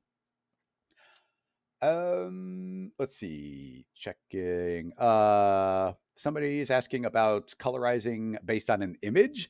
I think the only way to do that, yes, we can. The only way I can think to do that would be via a vertex map. So let me think. What's the easiest way to do this? Let's make a plane. I'll subdivide the plane to whatever degree I need to for the resolution of the image, and make a color vertex map. Let's see. Yeah. Other tags, color vertex map. Inside of here, I would make a shader field, I think, and load in kind of anything I want to. I guess an image isn't a bad idea. So just because I have it handy, I'll grab the thumbnail here, which is not going to be the craziest colors, but it's handy. Yeah, go ahead, copy it. Okay, so you can see now that this mesh is taking on the image. The more I increase the resolution of the plane, so if I jump this up to like 222, then I've doubled my resolution to both axes, and I can read it more clearly. So keep that in mind for the live stream. I'll keep that pretty light. Okay, and actually, maybe if I shader field mapping, can I make it? Yeah, I'm going to set this to be bigger, just so it's a little bit more of a coherent image. We can see different colors in different spots. Cool. That's a shader field in this color map, in this vertex color map. So now let's make a mesh emitter. So making a mesh emitter, I had that object selected when I made it. So you see it automatically. Oh, no, I didn't have it selected. I'll just drag it in. So now it's going to emit from the surface. And if I play right now, it should be, let me turn on the size. If I hit play right now, you're going to see that we're constantly getting some particles from it. Visually, I'll hide the plane, but it's still there. And I'll say, I guess we'll just do a big old burst of particles. So I'll do a single shot of 10,000 particles from the surface. So now if I hit play, we're going to get a single burst, particles all flying straight up. Now, go under your property maps, and we can use vertex maps and color vertex maps to drive all these different parameters. We could drive the speed, we could drive the lifetime, but what we want here is to drive the color. So drag the vertex, or the vertex color map there, and let's start it again. And look at that. There is now the colors of the image as projected onto these particles. And it's whatever the color they were when they were born is what is going to get applied in this case. We could do different conditions where you use like a color mapper, and then that could be potentially changing the colors over time as it's transitioning to different areas. In fact, that'd be kind of a fun demo. Let's see if we can make something happen along those lines. I'll save this one because I hadn't specifically done this type of test before, so that's kind of neat. And color from texture. Okay, cool. So now, okay, so pretty straightforward. Burst of particles doing their thing. Obviously we could layer and layer and layer things on top of each other. We could put some flocking in there, and all those would start pushing apart from each other gently and filling out the space. Now their colors aren't changing, but it's going to move around. Put a little bit of turbulence in there, and right now it's a tiny turbulence, which means all of them will start just kind of randomly drifting around, and over time those are just going to become like absolute nonsense where they just drift around. But yeah, those colors from the origin, pretty cool. But what I want to try right now, which I haven't done, is let's do, I don't need a mesh emitter. We'll just kind of start from scratch. I want a basic emitter. Let's bring back the plane. And what my thought is I want to constantly see if I can update the colors based on their proximity to a vertex map color. So let's move this backward. Make it a height of, let's just say 0. So we get a single line of particles. X is this axis, so I'll make that longer. In fact, yeah, let's make it a little bit too long because I want to see if these will adapt to the nearest color. And that's if this works at all. I want you to be able to see it. So let's put the size up to 2. And how are we emitting? Let's say we're going to emit 1,000 particles per second. So hit play. Now we get a constant stream of particles.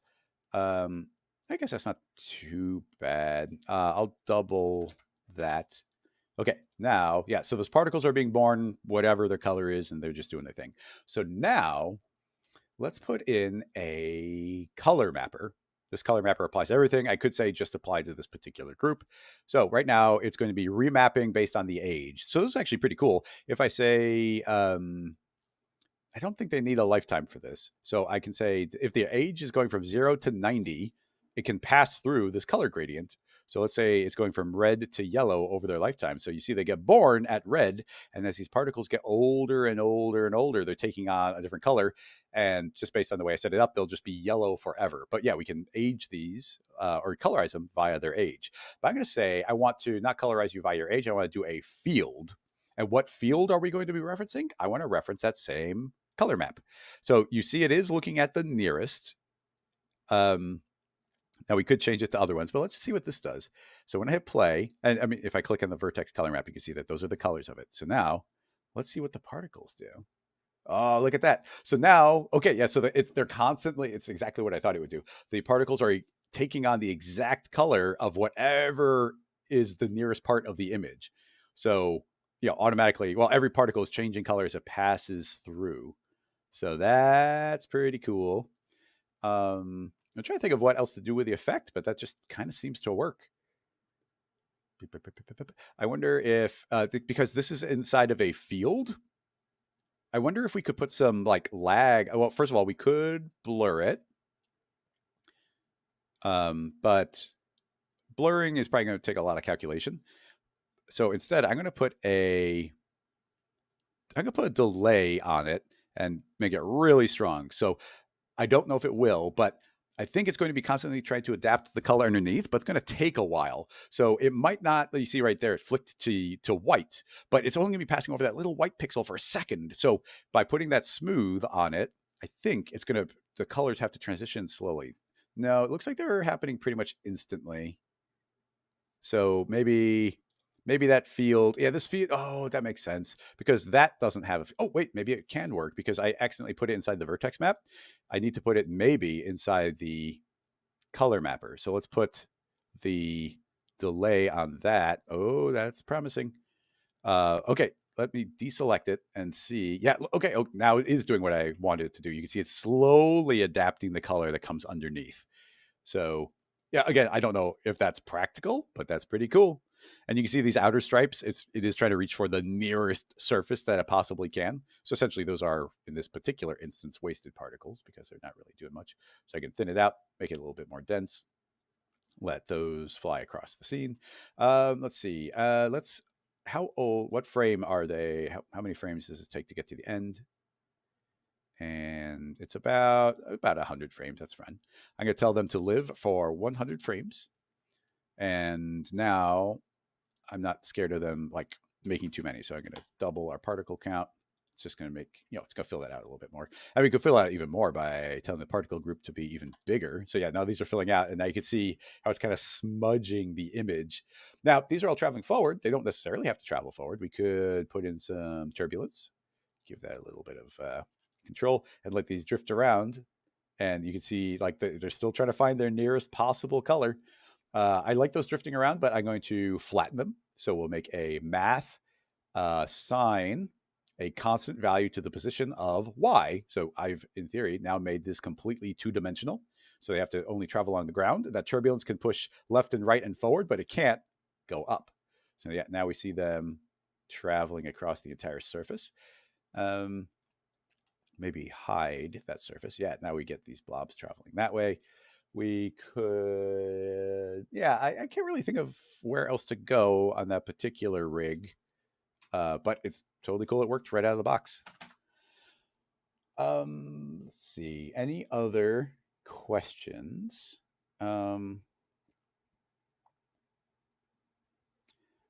Basti is mentioning the chance condition or the chance parameter. I'm not sure what that's answering.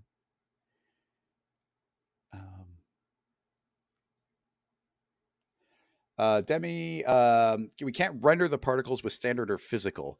It depends on what you mean by that, because yes, Redshift can natively render, but there was never that concept in standard or physical, and we've kind of moved. I mean, Redshift is the default renderer now, so it doesn't render them directly, but you can just clone onto it, and especially if you do a multi-instance.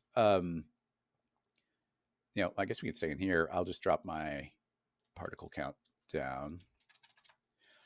So if I hit play here, you can see we're going to be getting all these particles doing their own thing. But if I create a cloner, set the cloner to object, it can be a multi-instance, and the object will be the particle group. And now I can drop anything I want inside. We can do cards. I'll do a sphere. Drop that inside and set the radius down to whatever I want. So I could say 1. And now change those. Now you can see that maybe I tell the particles to not show. Now I've made all those spheres, and it's going to run because it's a multi-instance. Look how quick it's running. Like, yeah, technically there might be a speed hit somewhere, but this could now render in standard or physical, and you've just got literal spheres. So, and I could change that to a card. I don't know if Sketch and Tune can render a particular point in space, but if it can, you could probably render those directly as a point. I'm worried about rendering anything right now with the state of this machine. But yeah, I think you could. I think there might be other ways of doing it. In addition to that, we could, instead of cloning onto it, I could, with the particle group selected, create a tracer object and tell it to limit from the end for 22 frames. And now it's going to be tracing lines. So anything, we could tell Sketch and Tune to render these traced lines in standard or physical. We could, you could drop these into a volume builder, and those would be physical geometry. So there is a lot of ways of actually getting them into those scenes, getting them into those renderers, but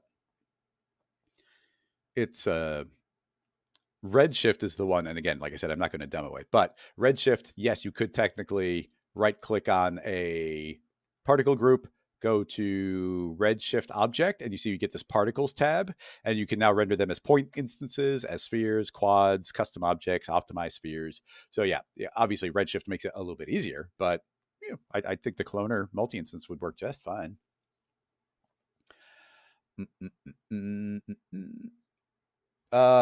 Yes, Demi, you could clone lights on there. I found this way back in the day. This is triggering like a 12-year-old memory or something. But I remember in physical renderer, little visible lights actually take an incredible amount of time to render. Like once they start layering up on top of each other, they have all these layers of alpha, and they can take a while to render. So I think a sphere would probably be quicker for you. Eric, I just answered Eric's question of, yes, we can use a Redshift object tab to render the emitter directly. Actually, what's interesting, and again, I'm not going to start Redshift, but you can even if I don't have that tag on there, these particles will naturally render in Redshift even without the tag. You just don't have settings to control them.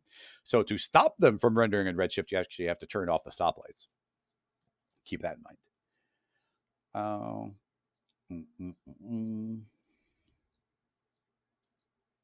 Could you displace the particles with the color as it passes through the image? I think that, Ulf, I think I might have tackled that question already. I'm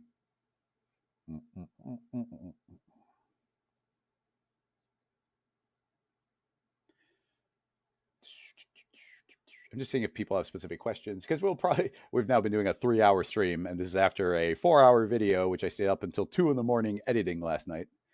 Let's see. The stepping effect.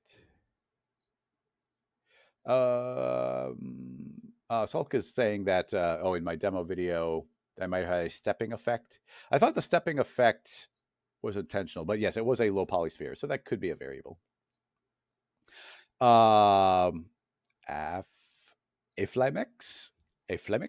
is asking about if you can apply a Redshift material to particles. Yes, you can. Again, I'm not going to render, but all you have to do is add in that Redshift object tag, tell it to render these particles as whatever you want. I could say point instance, and now you could drop Redshift materials directly onto your particle group.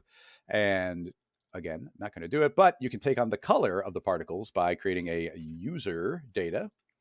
And in this dropdown, you can grab the preset of particles, particle color. And now whatever color the particle is, you can output it, and you can now use the Redshift material to do whatever you want.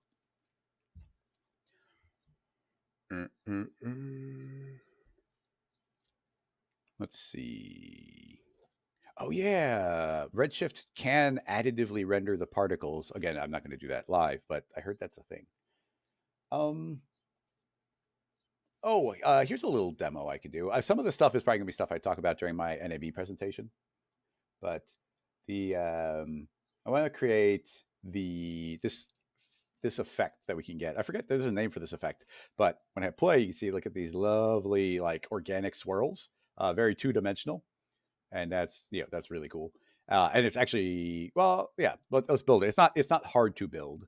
So let's start from scratch. Basic emitter, circle. Let's go 1000 by 1000 by 1000. This is actually how I made the title for the video. Let's make them random again. I'm obsessed with randomizing these colors. Display these to be bigger and standard. Actually, maybe we can do a constant emission this time. So what do we want? I want more particles with 0 speed.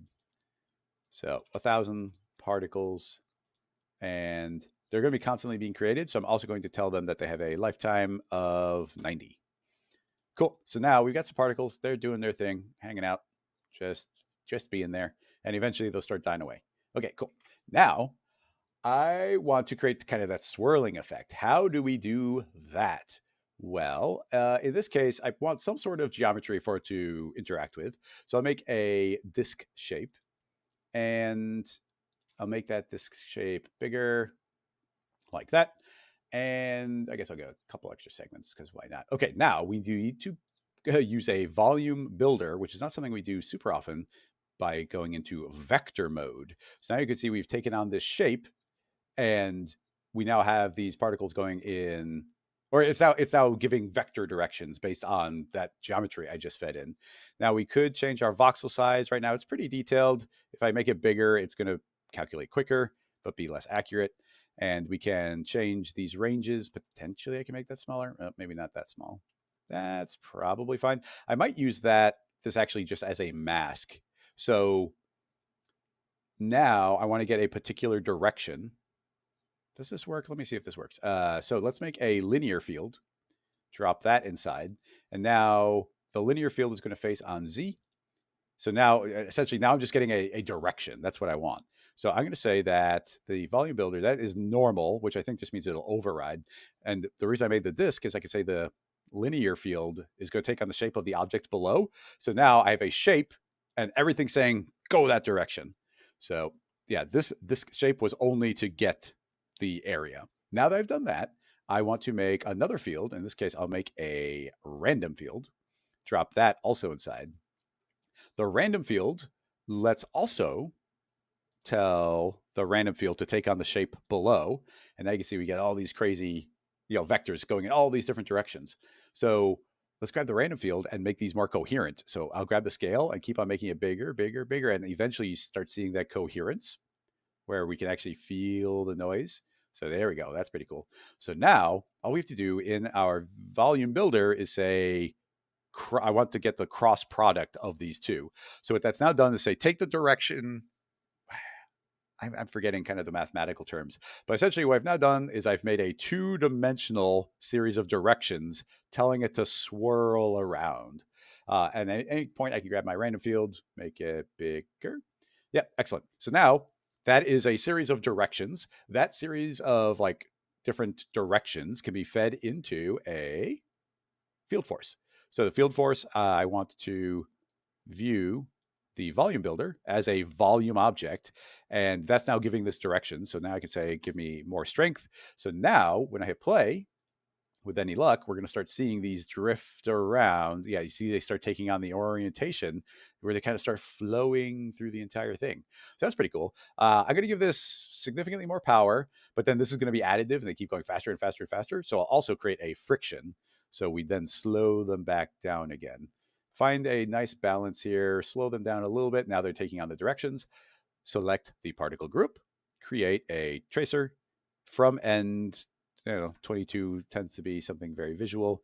Let's hide our volume builder. And now you can see that we are getting these 2-dimensional swirls going. So yeah, that's really fun to tinker with that. I think we need some more. I'm going to give these a little bit more power.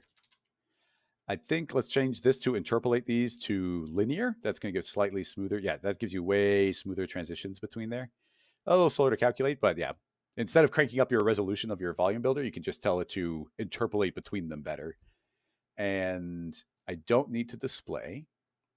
And I want more particles. So increase our emission to, I don't know, 3 times as many. So now we get more particles.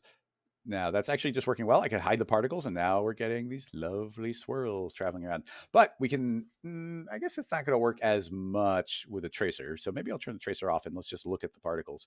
So we get these particles traveling around doing their thing.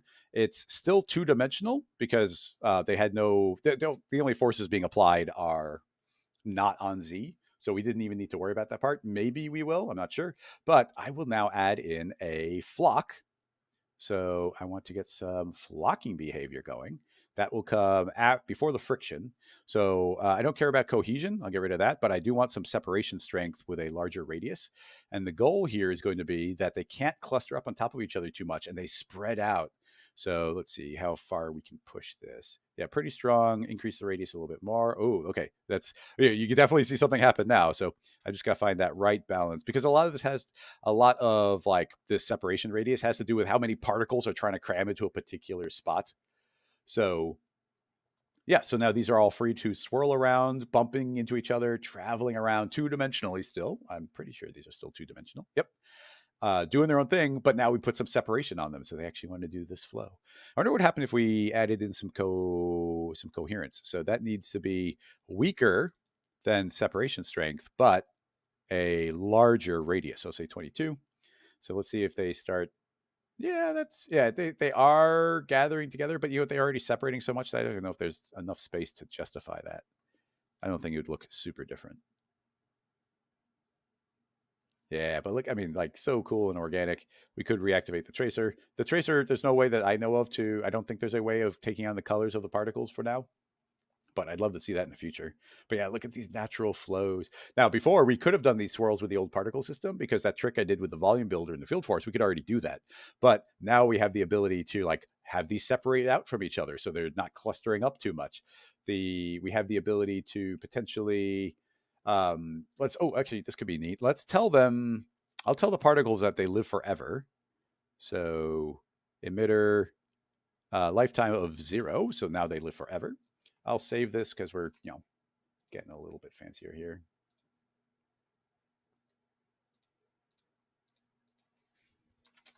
6A. Volume field. Okay, now they're going to live forever and it's constantly making new particles. So eventually the scene's going to slow down and slow down and slow down. So we need a way of like killing off the particles. So I think once they just get too, and they're going to keep on swirling, eventually these forces are not going to apply because of the field.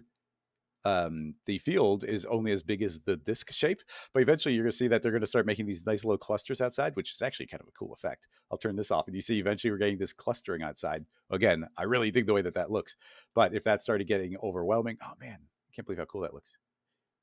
Very nice. In fact, I'm going to change this to be noise based. Double the knots, double the knots. I do this because noise tends to be in that middle range. Like it's always around 50%, which means you don't get too much of the color spectrum. So by doubling the knots a few times, we're more likely to see more of the range. And I'll make the scale, I'm not sure how big, so we'll say about 1,000. So now they're getting born, bigger still, 5,000. Yeah, now we're getting clusters of color born in particular areas. Yeah, actually I doubled enough times that I need to make it even bigger. Okay, so now we get these colors. I just want to see some clusters moving around. And then these, like up here, they're mostly going to be green ones gathering up. And down here, they're mostly going to be red ones gathering up. So, I think it's always cooler to see that separation here. Just like this is giving more information to my eye by having more colors. But you see over here, a lot of these are getting like just churned up together. So that's pretty fun. So yeah, I'll just keep on making, that's such a cool, that looks so cool. And this is the unfortunate thing in my 4-hour-long video. I spent, I had to spend so much time just talking about all these different options that we didn't have time to just play around and make cool looking rigs. Usually there's not as many cool new features in cinema. So we could spend a whole hour just playing with like a couple of these modifiers. But now, like, it's going to be taking us months and months of live streams to like feel like we've decently explored some of the things that we can do. But yeah, anyway, these will keep on living and living and living, but I can start putting in some sort of condition and maybe a kill condition. And we could do that. I'm trying to think, is there anything really clever that we could do? Maybe we could have these age out. So that could be neat. So I'm thinking, does that make sense? I was going to say we can make a color mapper, but that's going to override everything. Where I can't think of a way to do it, where I wanted all these to fade out. Well, I can't think of a way of doing that with the color mapper, but I can think of a way of doing it with math, where, is this a good idea? I'm going to make math. This is a little bit tedious maybe, but you can actually control the color. But you have to do it on the well, you can do all three. So yeah, we can add all these colors. And now I could say I want to add, I'm going to make them turn white as they get older. So I'm going to add 0.1, 0.1, 0.1 to all of them always. So add to the color, and this is, RGB. So this might be really quick, but if I hit play, let's see how, so they all turn white very quickly. So this is way too big of number. So 0.01 will take twice as long. 0.001 will take 100 times as long. So they all will slowly fade out. So essentially they're going to get a little bit gray as they keep on getting older. New ones will have fresh color, but you can see these older ones are starting to turn white. So I don't know how long it's going to take them to reach a particular color, but and it is adding and adding and adding. So would it be possible? We are literally just making stuff up as we go now. I'm going to make a new condition. I'm going to say I want to look at the color of the object. I want to look at, well, you have to look at them individually, but I think that's fine. You could just say, let's take the red channel. And if the red channel, I don't know if it's maps from 0 to 1 or 0 to 255. So I'm going to say if it is greater than or equals 0.9, I think that would work. If that happens, kill off the particle. So now we're trying to use the data from the color. Now we could have potentially done other, there's probably a dozen different ways of doing the effect I'm attempting to do here. I'm also going to in order to see if this is working, I'm going to make this happen 5 times quicker. So let's see what happens. Hit play. They're going to be getting paler and paler as time goes on. And remember, they never die right now. So now this condition has to get met So let's see if some of these near the tip start actually disappearing. And yes, they do. Okay, cool. So now we've got a rig that once they've achieved a certain color, they're going to disappear. Now, the condition here is just on R. And because it's just on R, you see all the red ones died first. And these blue and green ones, which are furthest from red, are they living longer, which is actually pretty funny. There'd be, I can think of other ways of approaching this, but now you can see that we are able to use math to affect the color. And then based on that color, we were able to then kill them off. Now we could just put a natural age in there. That would be a way better way of doing this. But I still think that if we want to make them paler, there's no way to make them slowly paler via the color mapper. I think we have to do it via the math. Because they override the value. They don't like add to the value. But yeah, that's pretty cool. So yeah, those would not live forever. They only live long enough to get near the end. Let's see. Can anybody think of any modifications on this or something else? We are going to start wrapping up. Yeah, Eric, I also agree. I'm looking forward to all the crazy particle experiments that we'll be able to do and just people in general will be doing.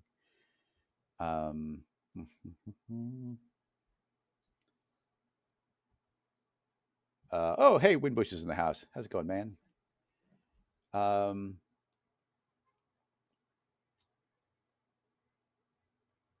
Set to make. Now it looks very easy. I think I answered Demi's question without me noticing he had asked it. People talking back and forth. Looks like Basti was answering questions up until recently. Let's see.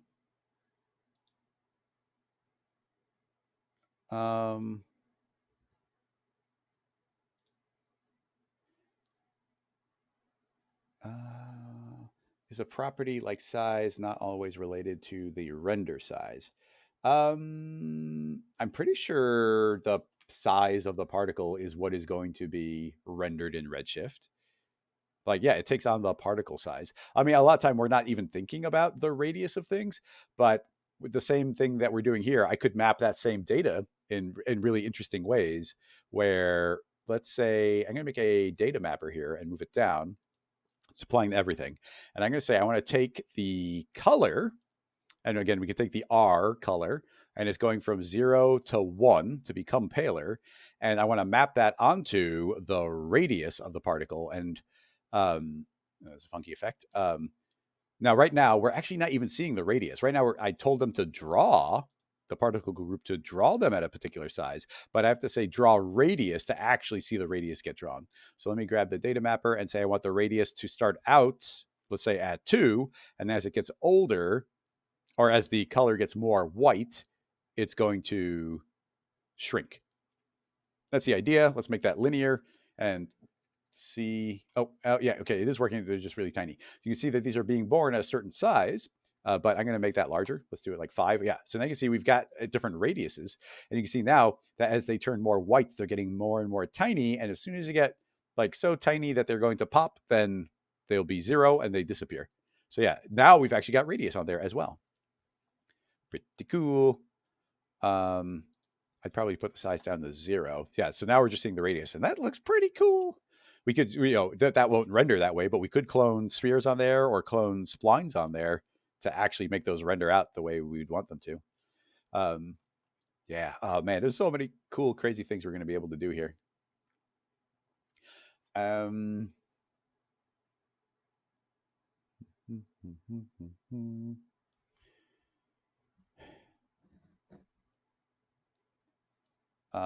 Demi is asking, Demi, you ask really good questions. I appreciate you in the stream.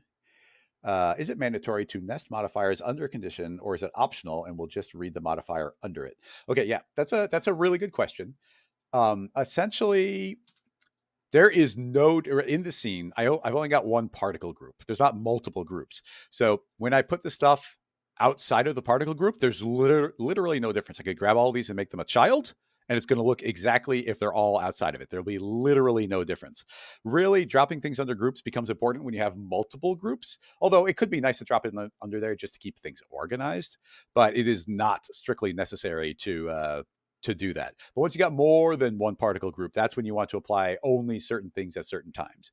And even dropping it in here, like it kind of in my brain, it's like, oh, that means just apply to that group. But if you think of it on a technical level, that's kind of like a fourth condition type. You can see we've got regular condition, field condition, time condition, but we've also essentially got a group condition. And by dropping this inside there, it's like, well, is the group condition being met? Yes, therefore do it. When it's outside of it, there is no group condition. It gets applied everywhere. So yeah, but good question.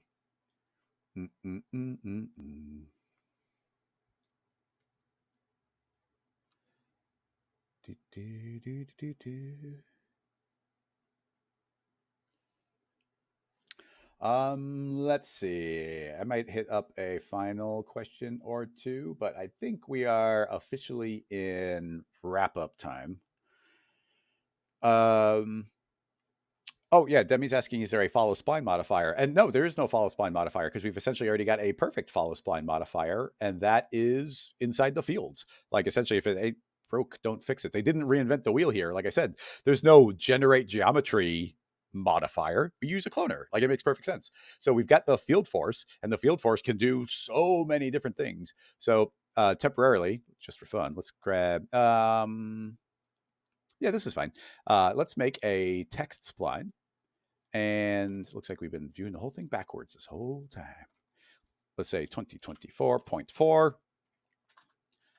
Make it based from the middle.